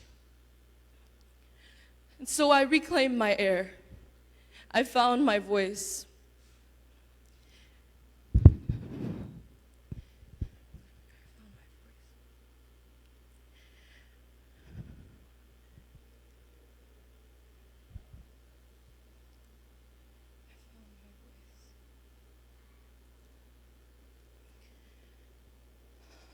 My body rose through trembles and flinches. I remembered myself, the girl who laughed, who sang, who danced, who rarely cried. She was rising through panic, terror, and broke through the disguise, and then fire ignites and light flares. Heat radiates and freedom roars, shaking, untamed, and alive. Nothing, no one can take that from me. Chains break, masks burn, and lives crumble under the weight of my survival and my fury. I claim my worth, wield it like a weapon. Not whispered, not hidden. Anger has become my armor, and pain my fuel. This clarity has become my shield. I survived the storm. I saw the wolf, and I left the road to hell behind. Thank you. Thank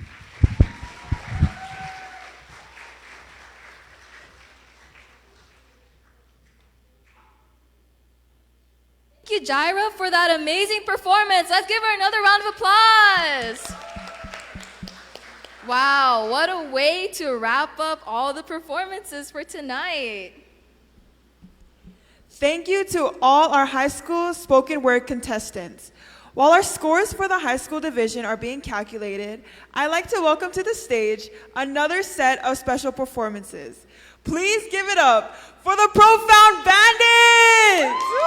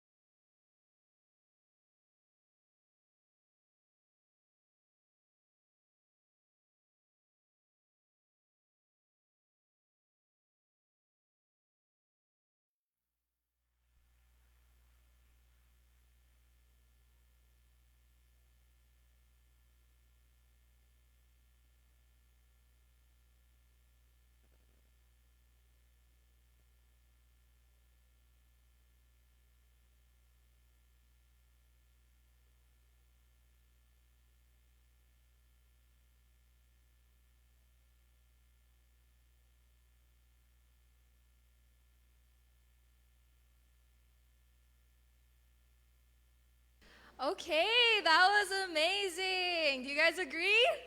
Woo! Yeah, that really hyped us up. Huh? Oh yeah, now that we've had both of our special performances for the night, please refer back to the QR code on your table for the People's Choice Award. And you can vote for your favorite performance of tonight. And you can take this time to just scan the QR code and vote for your favorite people.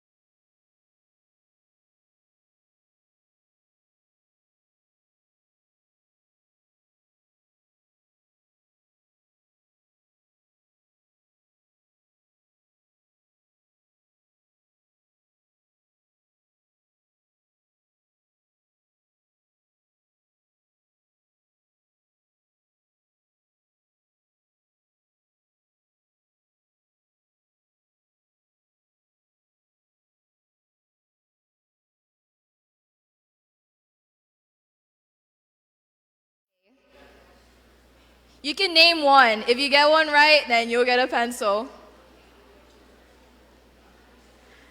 Take a guess. It starts with a P and it starts with a C. Okay, we got a hand back there.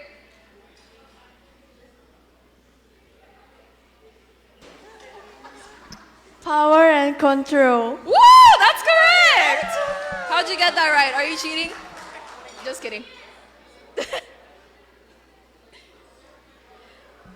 Okay, are you guys ready for more questions?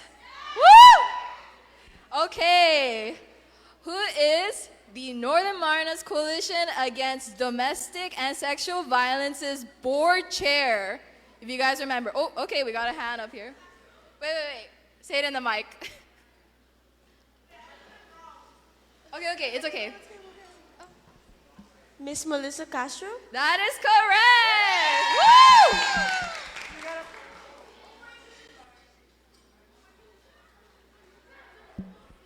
Okay, next question. Who are this year's TDVAM's co-chairs? It's 2 people that are present tonight.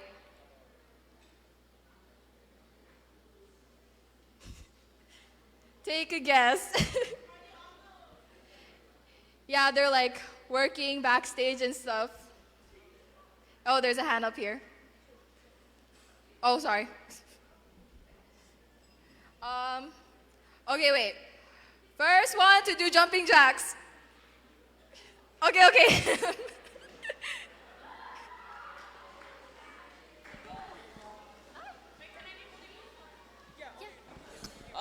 My name's Riley.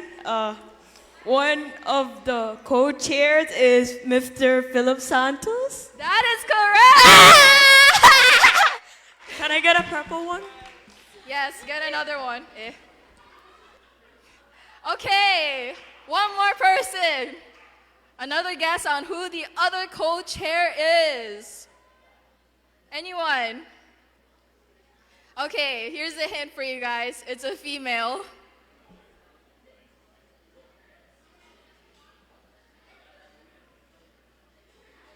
Okay, raise your hand. It can be anyone.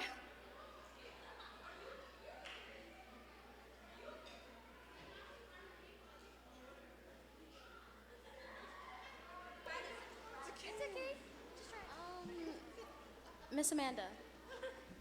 Sorry, repeat. Yes. I'm scared. She said Miss Amanda. No, that is incorrect. Okay, here's a really big hint. She is sitting somewhere right over here.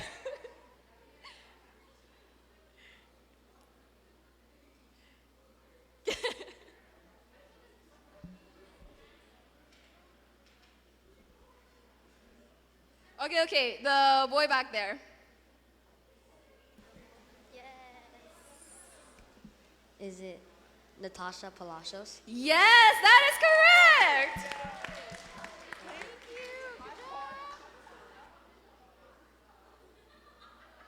Okay, another question? You guys want another question? Yes, okay. What is the name of the organization who helped us set up this year's theme? What?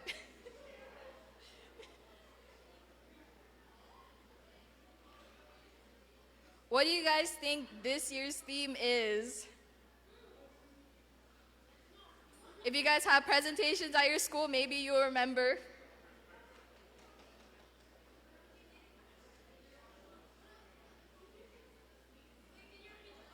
Yeah, what is the name of the organization who helped us set this year's theme?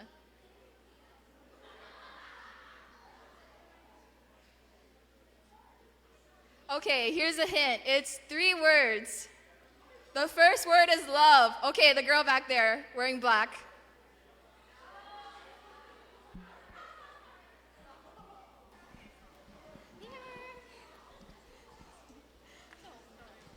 Is it love is respect? That is correct! Woo!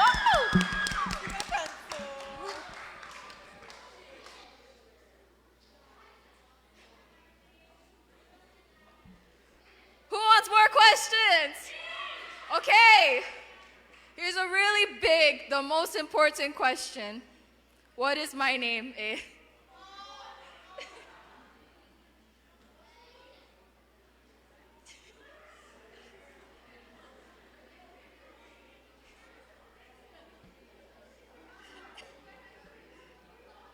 wait. First person to stand on their chair.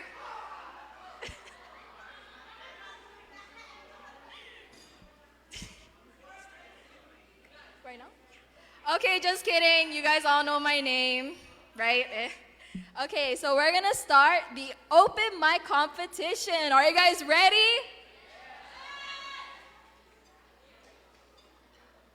All right. So, the winner of this open mic competition will receive a cash prize of $100. So, from the top of the lineup, I call upon Yu Rong Jang from Saipan Southern High School in 11th grade, and his poem is My Reasons. Oh, it's a she.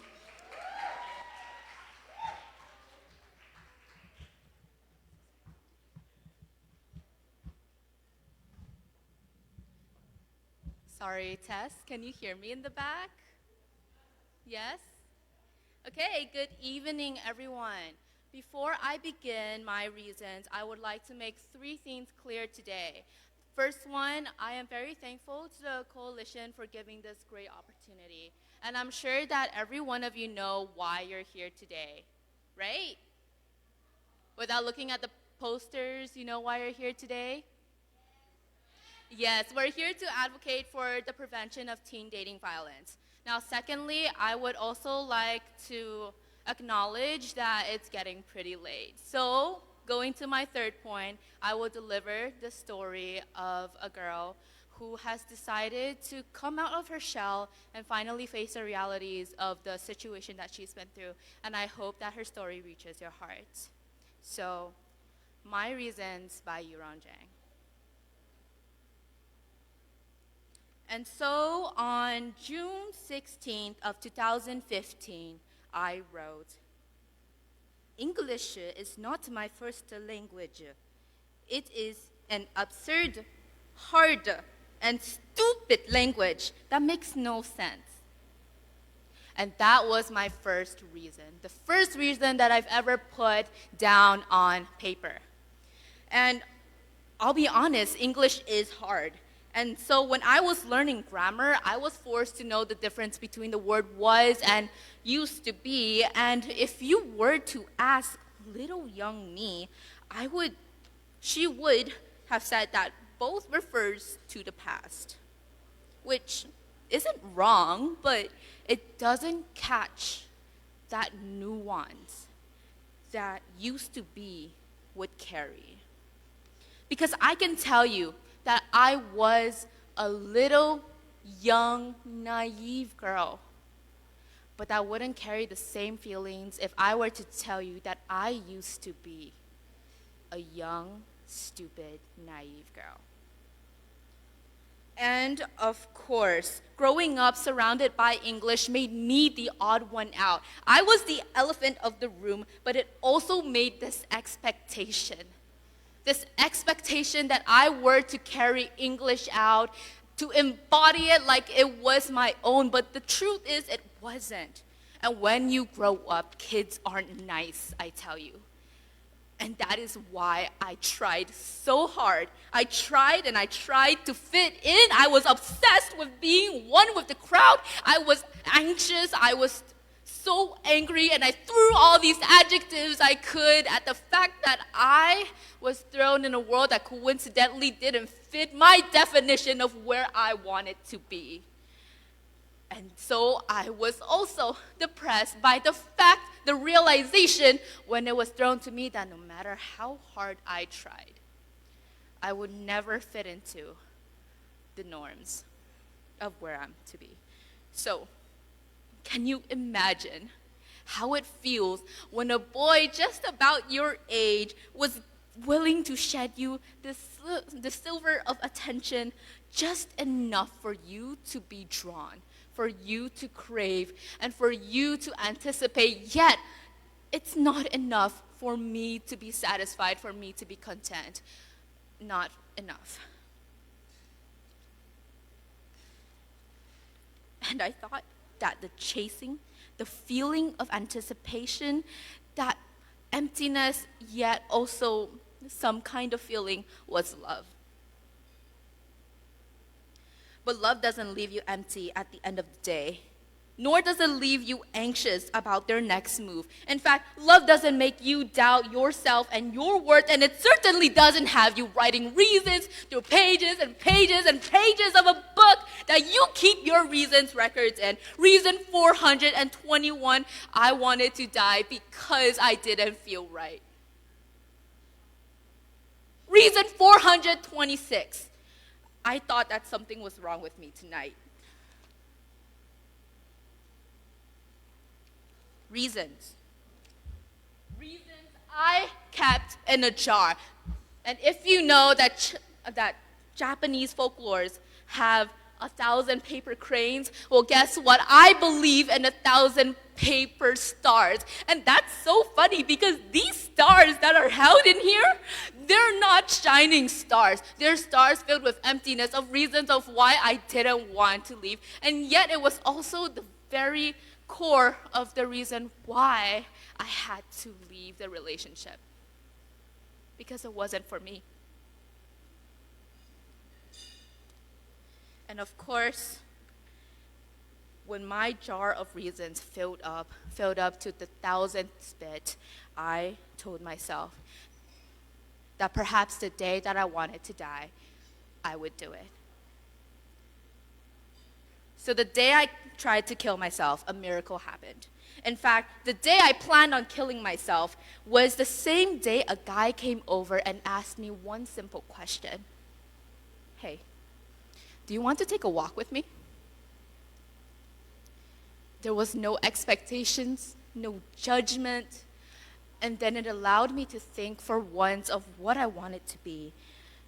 And this walk turned into a conversation, it turned into friendship, and it turned into days, and then suddenly I remembered my reasons jar. And I realized that I haven't put in a reason. But I relapsed. I started using this jar again. I used to be a young, naive girl. And here I'm to tell you that I've grown up because I no longer use this jar for reasons of why I don't belong. But instead, I had my first reason that day. I belong because someone there watched out for me. And I plan on filling this jar 1,000 little paper stars with many reasons of gratitude and many reasons of why I exist and why I'm here today. Because I am worth all the love and support, and these stars are meant to shine and not dwell on dust. And I hope that you too know your worth being here, because all of you here are deserving of so much love. Thank you. Your Reasons by Yuron Day.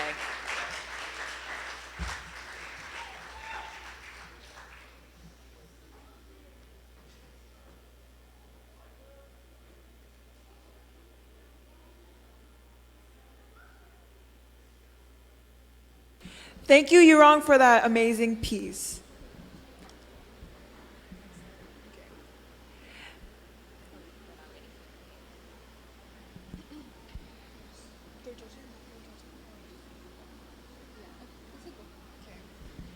Next up, we have Ronnie Shai from Saipan Southern High School presenting It's Not Your Fault.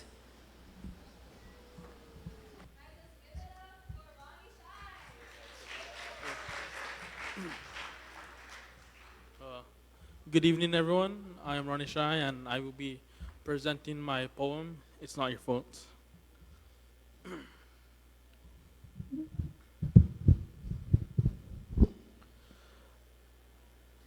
The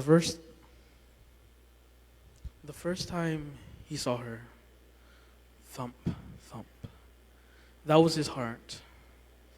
Across the room, the coffee shop glow, milk streaming, ice clinking. Her laughter, light as wind. She smiled at a drink like it was magic. And he thought, I want to be the reason she smiles. Their eyes met, kiss met. That's what they called it, destiny. A love story beginning with caffeine and confidence. She walked to his table, chairs scraping, and just like that, a future was written in foam and sugar. The first time he hit her, no background music, no soft lighting, just a hallway, a teddy bear screaming. Her cheek to burn, her heart dropped. The day before, that same cheek, red, not by a slap, but a blush by his kiss. He said, I hit you only because I loved you.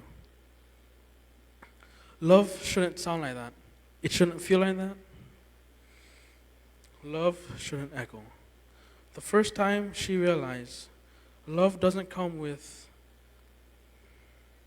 pain, suffering, and sadness. It doesn't have fingerprints. It doesn't whisper. You're nothing without me. Like poison dripping. She stood in the mirror, fluorescent lights buzzing. Her smile painted on, her eyes dim. That sparkle everyone loved, gone, like glass shattered. She touched the bruises, purple galaxies on her skin, but the real damage was quieter. Self-love doesn't leave with a bang, it leaves with a whisper. I deserve this. She thought to herself, day after day, torment and pain. The first time he raised his fist, it didn't swing, but there it shifted. Tension snapping like a rubber band. She saw the future in that clenched hand. Heavier, harder, and worse. She had already lost her friends, closing doors, family's voice fading, and herself, silence. Because loving him meant shrinking. It meant folding herself smaller and smaller until she fit inside of his anger. But something inside her, like an explosion, a heartbeat louder than fear. It wasn't love.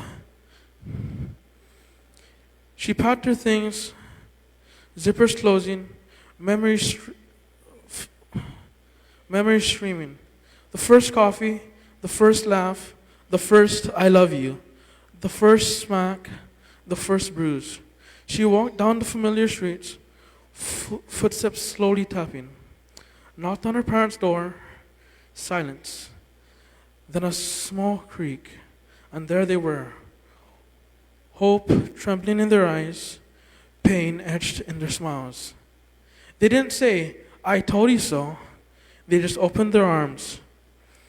And in that embrace, her heart whispered, like it was learning how to beat again. Time passed, the cafe again, the same one, milk streaming, ice clinking. But this time, her laughter was real. Her eyes sparkled again. Not because of him, because of her. He walked in, a familiar glow, a different story. A new girl in his arms, innocent, unaware. He saw her, happier than ever. He walked over, compliments spilling. I miss you. Could we try again? Silent, stretched. She smiled, not broken, not bitter, just free. Before he could rewrite history, her friend stepped in, whispered, a gasp, and then smack. His cheek burned this time. The new girl walked away in tears, footsteps fast.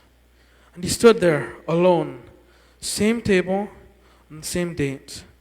The echo of his own choices ringing louder than that old tardy bell.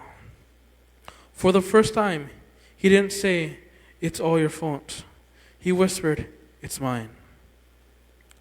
And somehow, in that cafe, A girl who once believed she wasn't worth love finally knew it wasn't her fault. Thank you.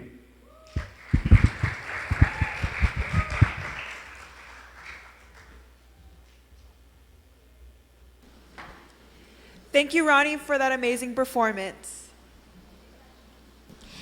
And now may I call up Gretchen Martin from Green Meadow to perform their original piece, I Lost Myself Loving You.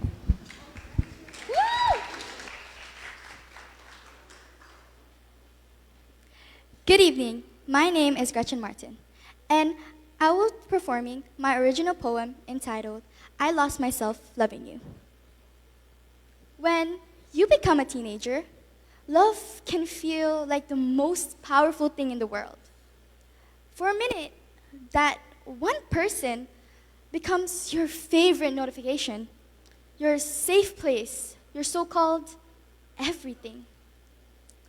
But you won't realize it until you start changing yourself, your personality, and you slowly start fading.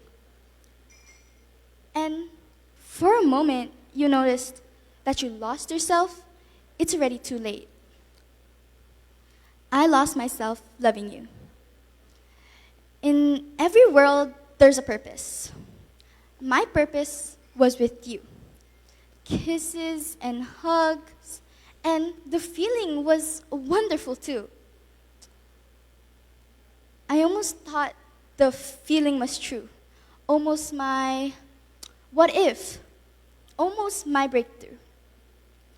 You were somehow my best friend and always stood close to me.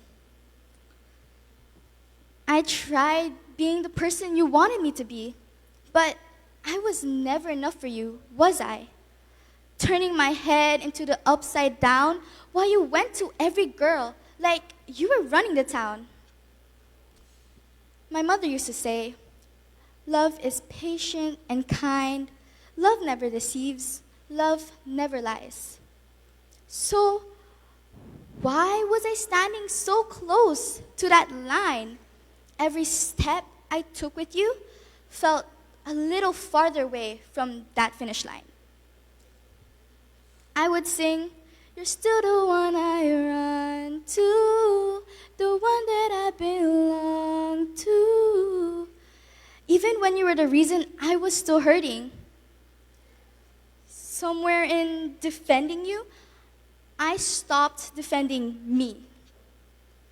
And I forgot who I was supposed to be. I found myself loving you, not in romance, but in confusion, holding onto potential while ignoring your illusion.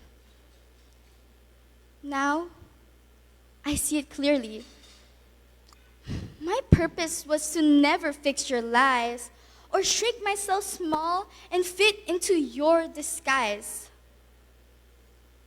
Now, in my world, there's a purpose.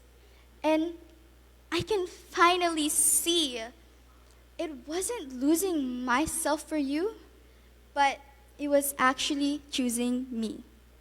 Thank you.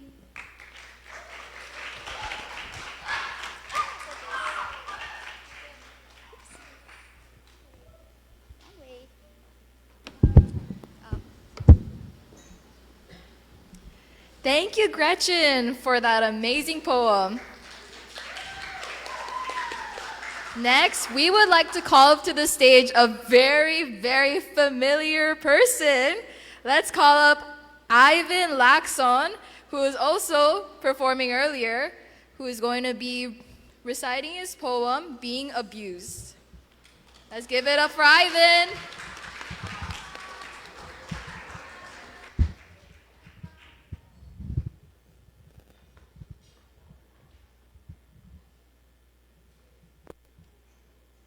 Are you guys ready? Helping someone who's being abused can make a huge difference. Here's what you can do. You can listen and believe in them, offer resources, create a safety plan, respect their decision, and most importantly, prioritize their safety. As they can feel emotions such as trapped, scared, anxious, helpless, ashamed, guilty, angry, sad, isolated, and overwhelmed. My name is Ivan Laxon. I'm an 8th grader proudly representing Francisco M. Sablon Middle School. Being abused by Frank Pulver. Do you know how it feels to live a life full of fear? To be told that you're stupid and useless? Have someone hold a grudge against you? Fight for acceptance? See that suicide is the only option? Try to search for help, and it seems like no one cares. To be choked or slapped every day, be physically assaulted every day? Well, if your answer is no, then you don't know what I feel every day. I'm being abused. Mentally, emotionally, and physically.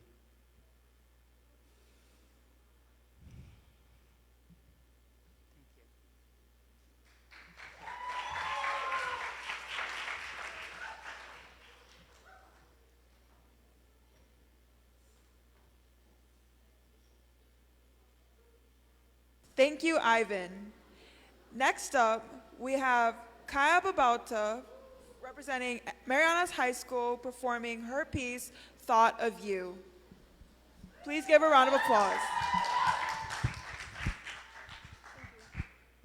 Hi, everybody.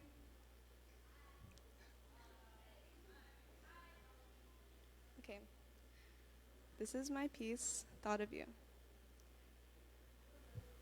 When those fireworks finally hit the sky, every thought of you and I will cross my mind. But I will have no choice but to leave it behind. And not just our laughs and giggles, but the times you left me looking like a fool. I watched and cared while you deathed and stared.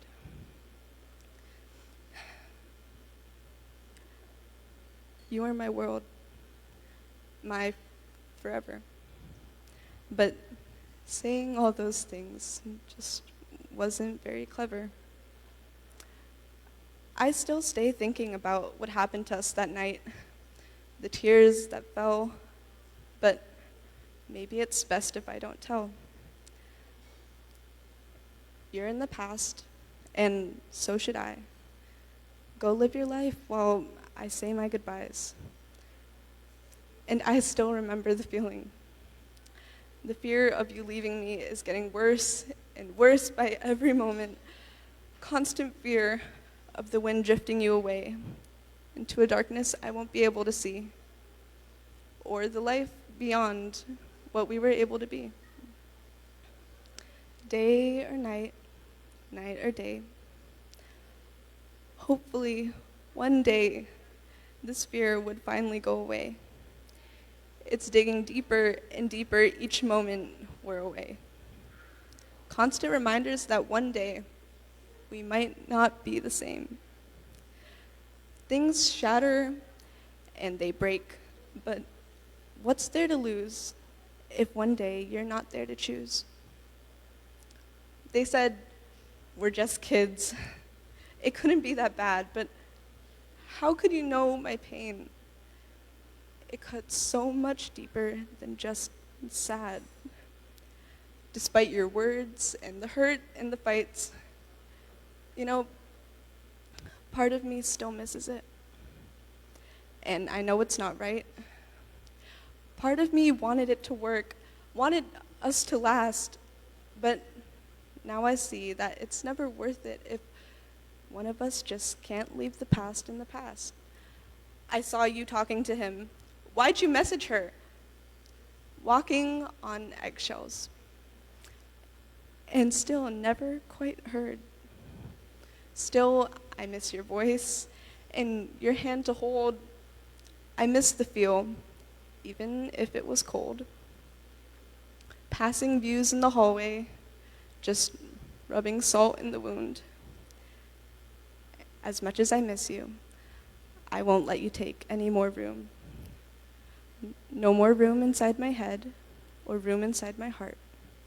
I found my peace that you took, one found only after we'd gone apart.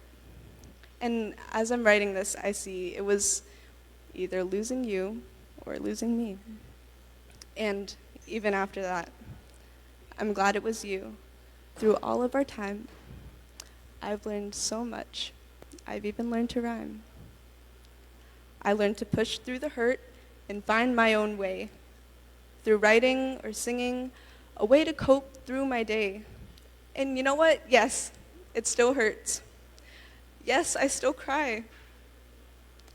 I just hope you've learned your lesson, because I know I've learned mine. Love is patient and caring and sweet. Love understands. It doesn't leave me staring at my feet. Thank you. Thank you from the bottom of my heart. I mean it. Thank you for us and for teaching me the signs of a bad start. Thank you.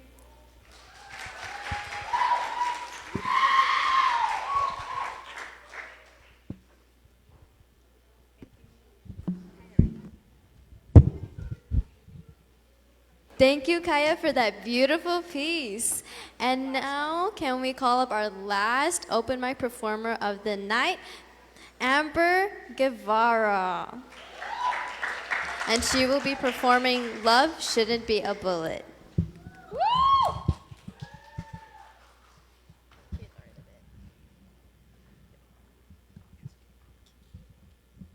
Good evening, everybody. My name is Amber Guevara, and I'm from Saipan Southern High School. Tonight, I'll be performing my original spoken word entitled, Love Shouldn't Be a Bullet. A warm, fuzzy feeling. That's what filled my chest every time we spoke. A smile filled my face as he laughed at every joke. He stayed by my side, both through my ups and my downs. But now, in hindsight, I just feel like a clown. It started off amazing. He was honestly the most perfect guy. But it turns out the love that I saw in his eyes was simply a reflection of mine. His actions started changing, and every little thing that I did made him mad. But I knew that I couldn't speak up. I could never build up enough courage to tell him that he was the reason I was sad. The fire that I thought was of love started to change. And slowly, what used to be his sweet, genuine words started to make me feel chained. Everything I did, word I said, and breath I took shifted into an ember, one that sparked your fire and began to fuel your temper. The warm, fuzzy feeling that I considered love was gone. It wasn't love. Never was. You had won. I began questioning every word, every single I love you, I'll never leave you that you ever said. because no matter how many confused, cautious actions I took, it still felt like you had a gun to the back of my head. I'm sorry. I'm sorry. I'm sorry, you said, yet nothing ever changed. I cried myself to sleep at night, wondering if this is how things will remain. Every apology you uttered felt cold, and I was terrified of what you would do. But I knew that I couldn't leave my feelings untold, because the world had to hear the truth. I finally spoke up, and I confronted you, and I stood you eye to eye, because I knew that I had to end this now before you could feed me another lie.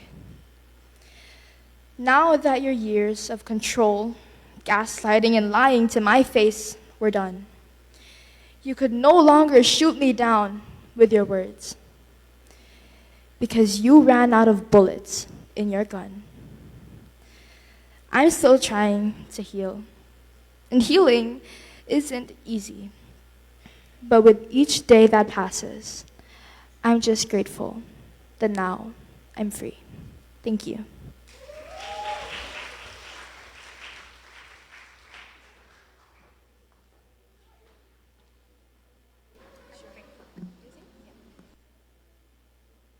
Thank you, Amber, for that wonderful performance. Thank you all for your participation in our open mic competition. Okay, it's finally time to announce our winners for the art, essay, and spoken word competition. But before we begin, we would like to acknowledge our art and essay judges, beginning with our art judges. First, meet Aaron Tomokani. Aaron Tomokani is a returning judge for our Know Your Worth competition. He is a graphic designer by day, fearless maker by all hours. He is also a painter, tattoo artist, shoe customizer, and muralist. He won 2011's first CNMI Congressional Art Competition. When working with Aaron, you can expect honest, craft-forwarded feedback that pushes your work further. Meet Leisha De Leon Guerrero. Leisha De Leon Guerrero is a daughter of the Northern Marianas, artist and founder of NMI Artistry and Designs. Her work spans multiple creative mediums, from book illustration to product design. Through her brand, she celebrates our cultural identity and has had the opportunity to partner with local organizations and creatives on projects that uplift and support our community. She aims to connect our heritage with today's generation while supporting creative initiatives and sparking meaningful conversations through art. Meet Kimberly Mendiola. Kim is a licensed counselor and mental health advocate who earned her master's in counseling psychology from Pacific University before returning home to Saipan to provide compassionate, culturally grounded care. A daughter of the Marianas, she brings deep island-rooted values to her work in supporting individual and community well-being. Beyond her clinical role, Kim is an accomplished artist and musician who creates with everyday items and non-traditional materials, often blending art and music into therapy to inspire connection and healing. Now meet Antoinette Tadella Labausa. Antoinette Tadella Labausa is an individual with a passion for creativity, wellness, and community service. By day, she works as a behavioral health specialist for the CNMI PSS mental health program, supporting the social and emotional well-being of students. Outside of work, Antoinette expresses her creativity as a skilled shell carver, preserving traditional Chamorro craftsmanship, and is a retired weightlifting athlete who now serves as a coach for the CNMI weightlifting team.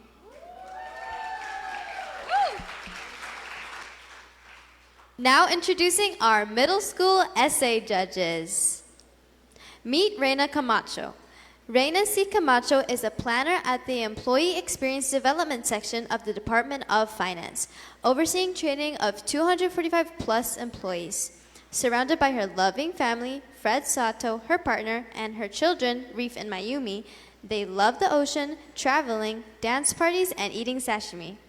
To summarize who she is, it's a difference maker, an ordinary, likable person who believes that positive change makes an impact with small actions. She encourages us by saying, "You can be a leader, whatever your title or position or station.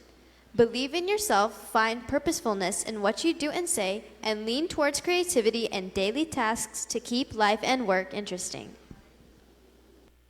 Meet Tiava To'omata. Tiava To'omata is a project specialist at Northern Marianas Protection and Advocacy Systems, Inc., where she advocates for the rights of individuals with disabilities across the CNMI. She serves as an advocate and caseworker, providing direct client support while coordinating community outreach, training, and public education on disability rights. She is committed to promoting inclusion, access, and equal opportunity for all. Meet Jacqueline Che. Ms. Jacqueline P. Che serves as Federal Programs Officer for the CNMI Public School System, supporting 10,000 public and private school students across 3 islands.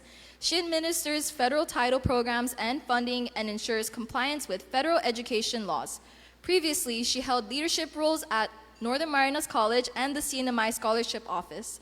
Jacqueline has served on the Mount Carmel School Board, CNMI Women's Association, and Marianas Young Professionals. She is a Pacific Century Fellow, Leadership Fellow with the International Women's Forum, an Obama Foundation Asia Pacific Leader, and serves on the Pacific Regional Advisory Committee for the Department of Education.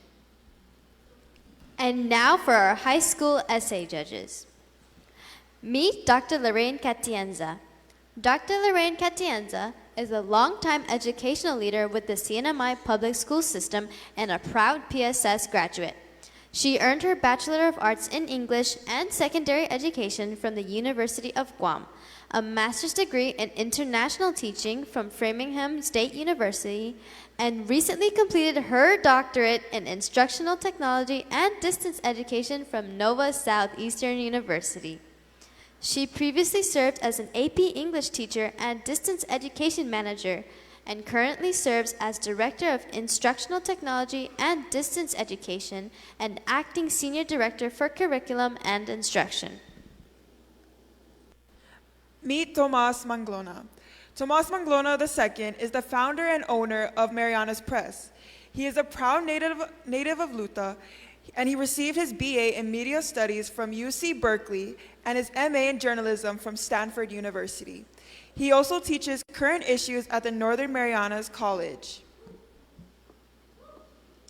Meet Suzanne Park. Suzanne Park is a behavioral health specialist at the Community Guidance Center, where she provides direct support to young people ages 16 to 25 as they navigate life challenges and build healthy coping skills. She graduated from The Ohio State University with a degree in psychology and is passionate about helping teens and young adults feel heard, supported, and empowered. This is her 3rd year serving as a judge for the Teen Dating Violence Awareness Month essay contest and is always inspired by the honesty and insight students bring to this topic. A special thanks and appreciation to all of our judges who took the time to score all the art, essay, and spoken word submissions.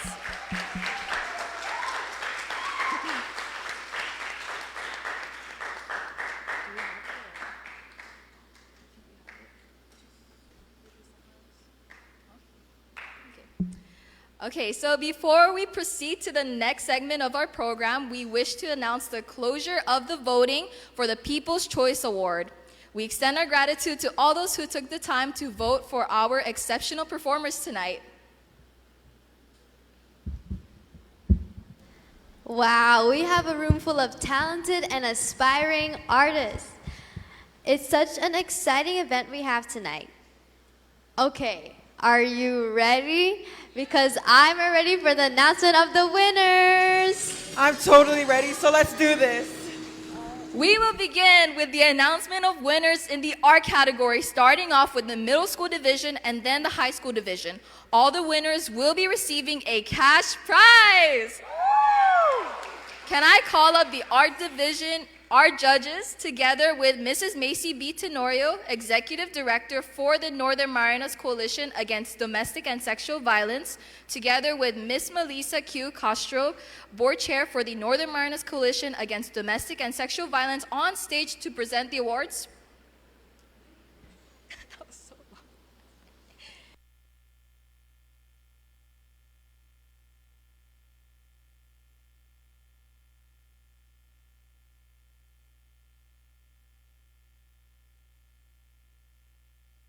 them a round of applause. Woo!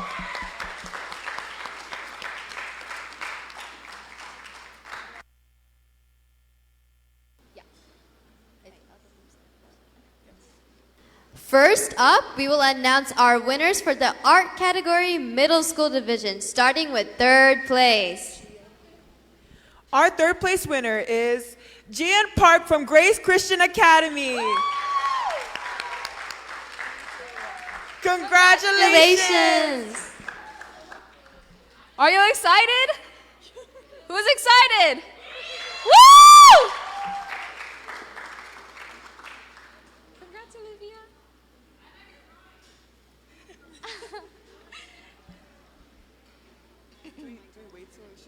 Okay, I'll just go on. Our second place winner is Meherabin A. Shaheen from Tinyan Middle School. Congratulations!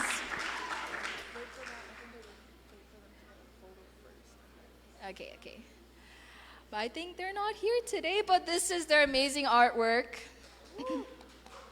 Okay. Oh, but she has a representative. Oh, okay. So we have a representative here.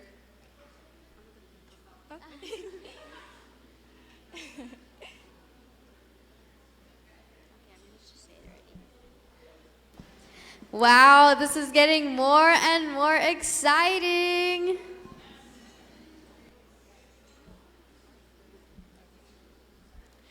And our first place winner is Enmei Huang from Grace Christian Academy. Congratulations! Can we have all of our middle school division winners and judges gather to take a group photo? Yes. Congrats,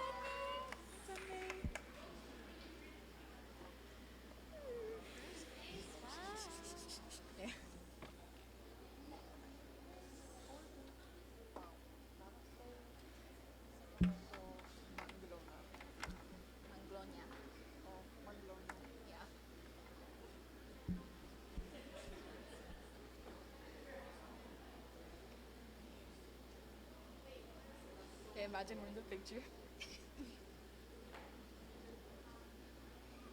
Are we in the picture? Our third place winner is Monaco Sakamoto Manglonia.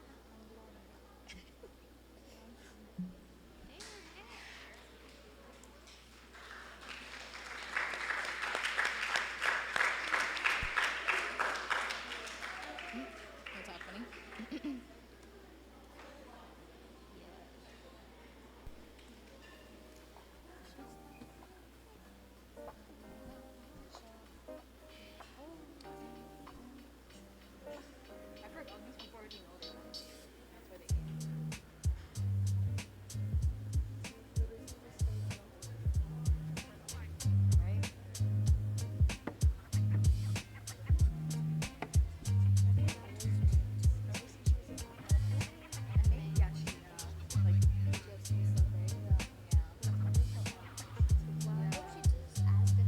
Congratulations, middle school division artists. Let's give them another round of applause.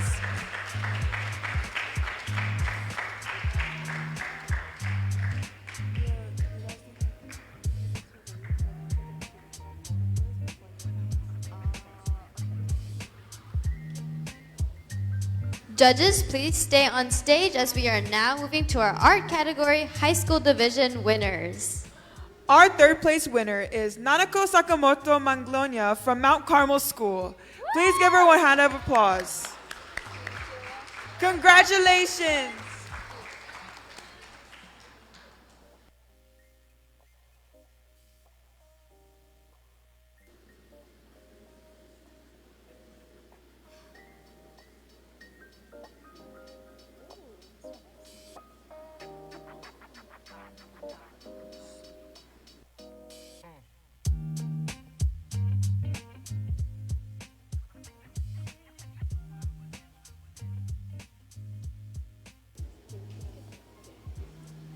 Okay, for our second place winner is Yoonho Park from Marianas High School.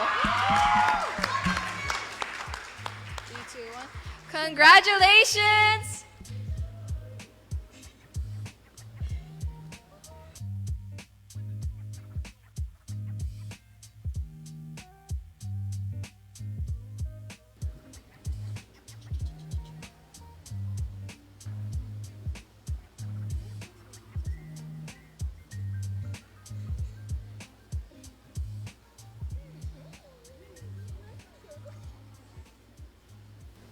And for our first place winner, what school does our first place winner attend?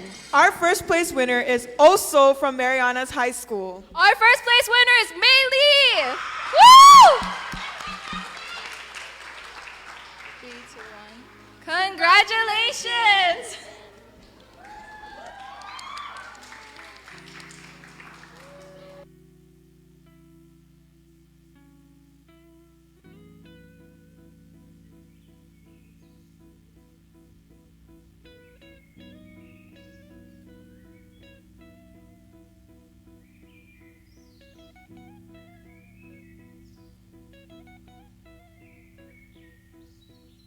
Congratulations. Can we have all of our high school division art winners and judges gather for a group photo?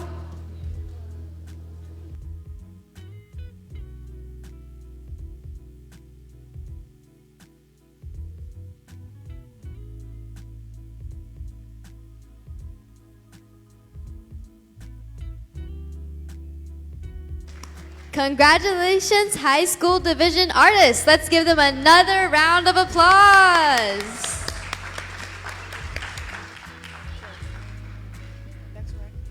Next, we will announce the winners for the essay category middle school division. We would like to call up our middle school essay judges on stage to present the certificates. How are you doing, Miyumi? Are you just as excited as I am? Yes, I'm so excited! Our third place winner is Anthony De Leon Guerrero from Hopwood Middle School.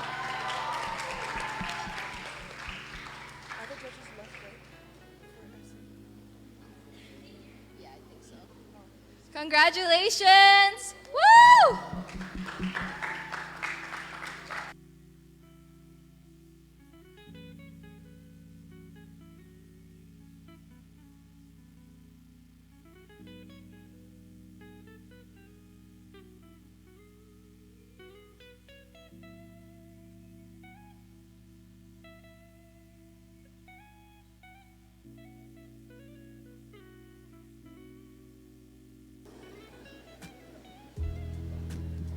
Our second place winner is Christine Joyce Abrigo from Dan Dan Middle School.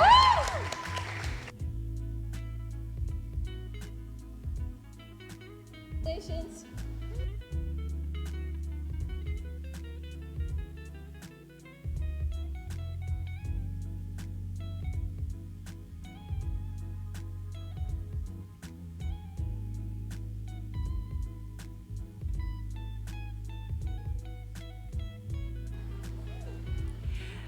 And our first place winner is Ziela Debram Sablon from Tanapig Middle School. Woo!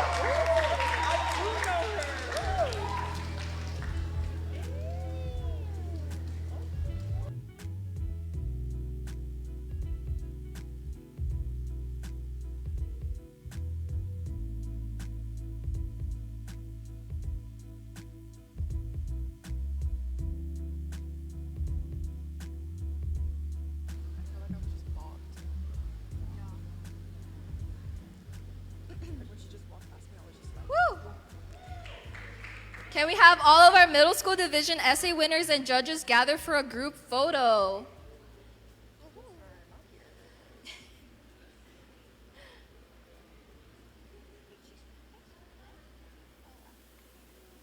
Great job to you all. Let's give them another round of applause. Good job, guys. Next, for our essay category, high school division, we would like to call up our high school essay judges on stage to present the certificates. Again, it's such a privilege to announce all the winners today. Definitely a great privilege for us.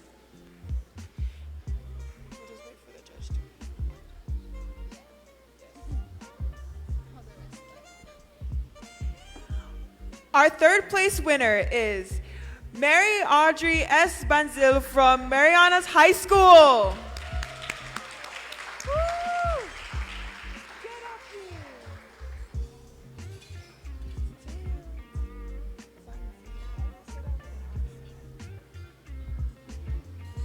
Congratulations!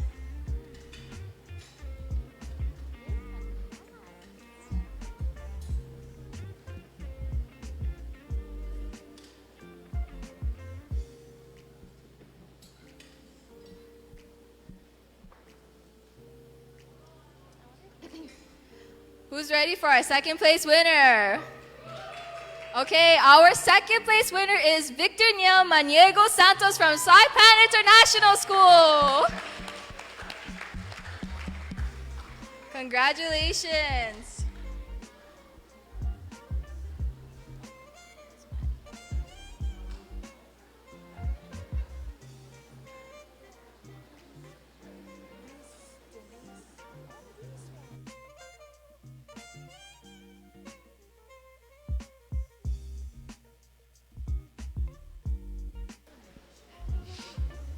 Congratulations again.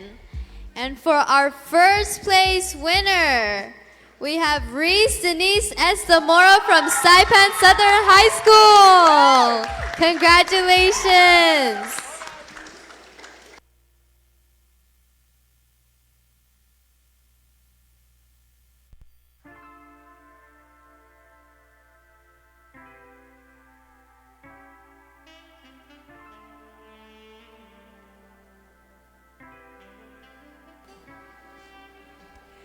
May we have our high school division essay winners and judges gathered together for a group photo.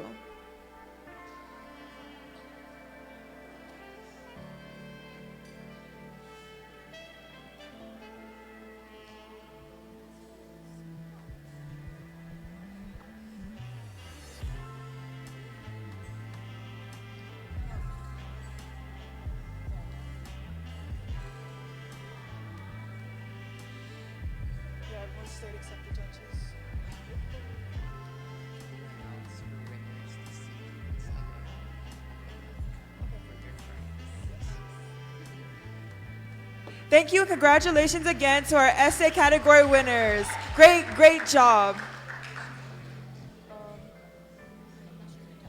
Oh, okay.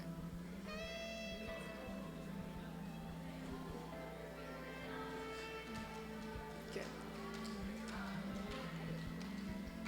Now that we celebrated our art and essay winners, let's find out who takes the spotlight in the spoken word category.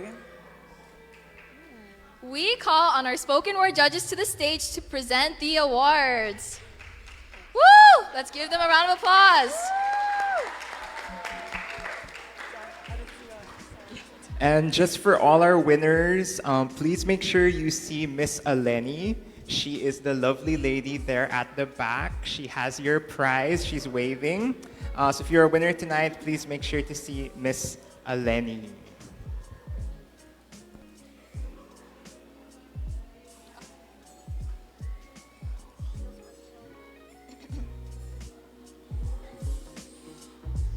Okay, starting with our third place winner for spoken word middle school division is Chase Logan M. Regis from Francisco M. Sablan Middle School. Congratulations!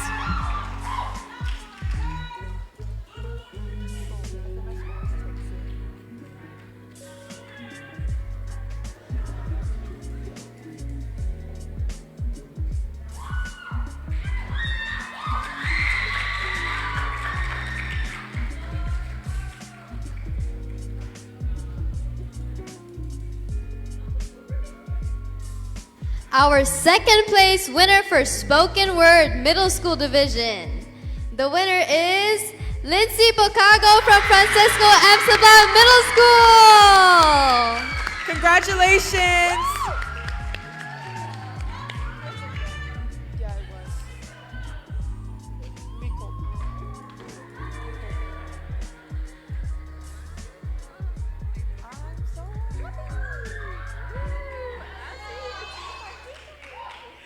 And our first place winner for spoken word.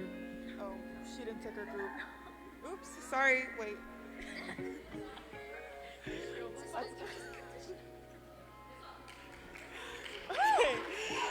Okay, for real. And our first place winner for spoken word, I wonder who can guess what school they're from. Our first place winner is also from Francisco M. Saban Middle School. Congratulations to Alexander Licol. Woo! Congratulations. Woo!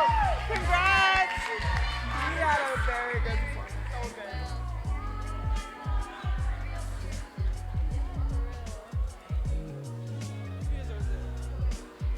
I wonder, do you guys know what the caption?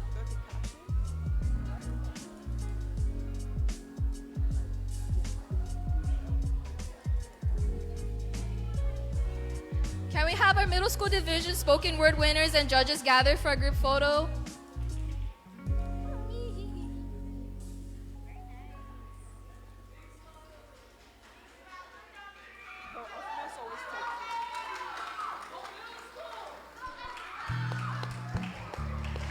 Another round of applause for our amazing spoken word category middle school division winners. This is exciting. Now we are shifting gears and ready to announce the spoken word category high school division winners. Starting with our third place winner for spoken word high school division, the winner is Rodolyn Zanueta from Marianas High School. Congratulations.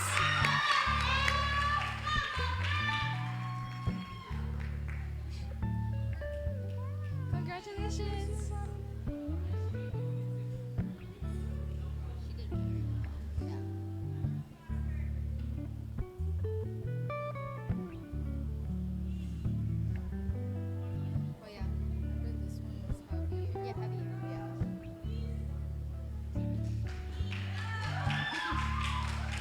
Okay, now for our second place winner for spoken word high school division is Jaira Ana Cruz from Tinian High School. Woo!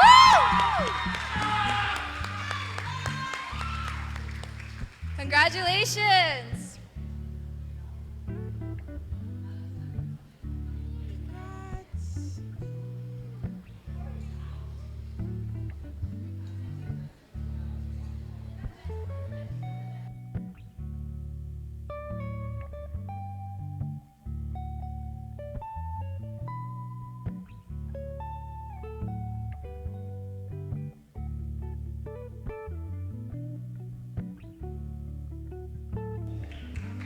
And finally, our first place winner for spoken word high school division.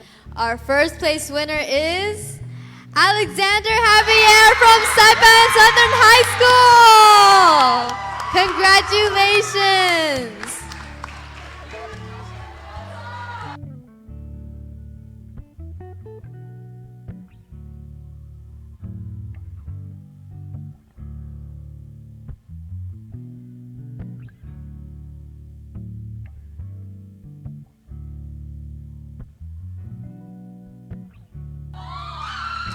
Can we please have a group photo with the winners and judges, please?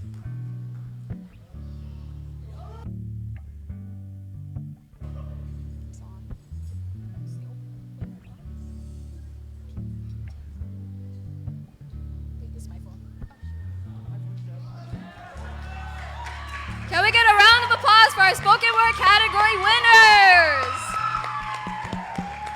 Great job, everyone.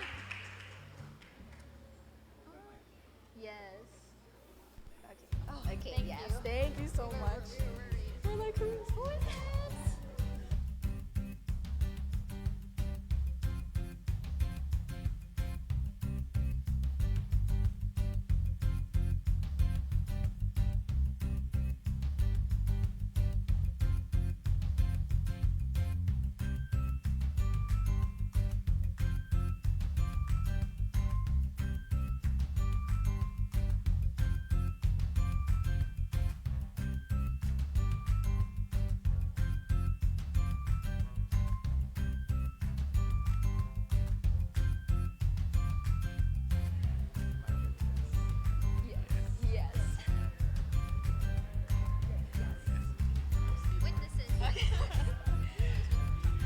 Okay, guess what's next? We're finally going to announce the open mic winner.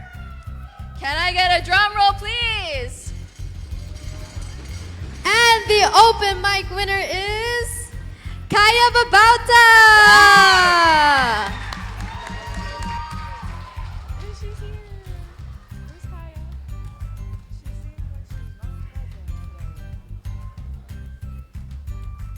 Is Kaya still here? She's going to the restroom. Oh. Did I suggest this? Okay, wait. Yeah.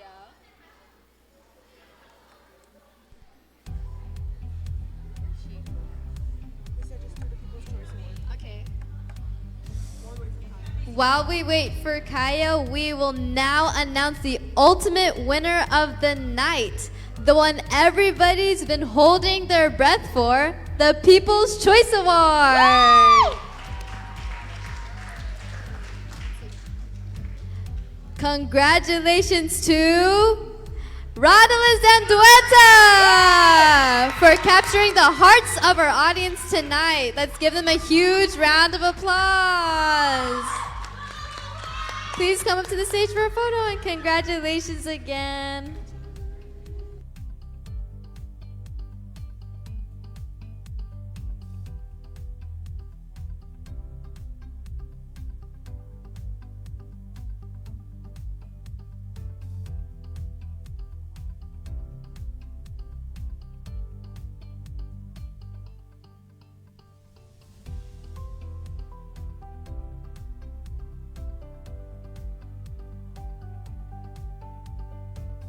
Yeah, please come up to the stage. Woo! Congratulations for being the open mic winner. Go ahead.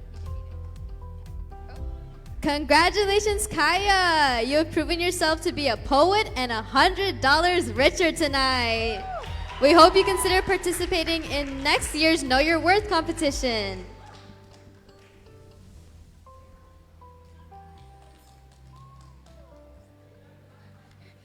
Before we wrap up tonight's amazing show, we want to give a huge thank you to all the talented artists who shared their gifts with us. Your passion and talent made this event truly special.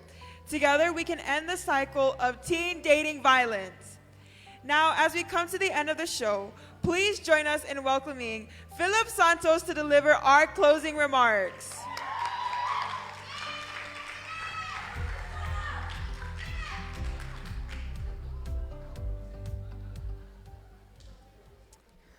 I won't keep you guys long. I know it's been a very long night. I want to thank everyone for their patience this evening. Good evening again. My name is Philip Santos. I am a program coordinator for the Northern Marianas Coalition Against Domestic and Sexual Violence. And I have the privilege of being this year's co-chair for Teen Dating Violence Awareness Month. Our theme for this year is Real Love Respects. And I really love this theme because it cuts through all the noise. In a world full of mixed messages about what love should look like, sound like, or feel like, this theme brings us back to one truth. Respect is non-negotiable. It reminds our youth that real love doesn't confuse you, diminish you, or make you question your worth. Real love empowers. Real love honors. Real love respects. If it's real, it's respectful. And I've been thinking a lot about that word, respect, and how it shapes the way our teens understand love. We often talk about love like it's just a feeling, something that happens to us. But after graduating college 10 years ago, taking 12 units of philosophy, there is one thing that stayed with me. Love is not a feeling. Love is a verb, a choice, an action. It is willing the good of the other person for their sake, not because of what they can give you or how they make you feel. But when someone starts seeing their partner as an object, something to own, something to control, that's where teen dating violence begins. Power, control, possession. And the data from our latest CNMI Youth Risk Behavior Survey is very sobering. 8.7% of high school students reported experiencing sexual dating violence. 10.1% reported experiencing physical dating violence. And we know that these numbers don't even capture the full picture. Because dating abuse can also be psychological, financial, social, or even technological. Abuse evolves over the years, but the root remains the same. One person trying to hold power over another. Here at the Coalition, our mission is to promote, nourish, and sustain a collective movement to end violence in the CNMI. And collective means exactly that. This work is not ours alone. Ending violence is not just up to the adults. It's a youth issue, it's a family issue, it's a community issue. As Teen Dating Violence Awareness Month comes to a close, my hope is that each of us chooses to be a part of this movement. Parents, talk early, talk often. Show your children what healthy love looks like. To our students in the audience, stand with your friends who may be struggling. Sometimes your presence is the lifeline they didn't know they needed. Educators, mentors, and community members, your influence matters more than you realize. Tonight, we witnessed young people use their voices boldly, creatively, courageously, to speak truth, to claim worth, and to imagine something better. And that gives me hope. Before we close, I want to extend my deepest gratitude to all our contestants who joined this year's Know Your Worth competition, to the members of our Teen Dating Violence Awareness Month Planning Committee, to our community partners, to Dandan Middle School for hosting our proclamation signing ceremony, to KKMP for always giving us a platform to raise awareness, and to each of you here tonight for showing up, for listening, for caring, and for choosing to be a part of this movement. Because when we talk about real love respects, we're not just talking about dating relationships. We're talking about the kind of community we want to build here in the CNMI. A community where every young person knows their worth. A community where respect is the baseline, not the exception. A community where love is a verb, and we choose it together. Thank you, everyone, and have a wonderful evening.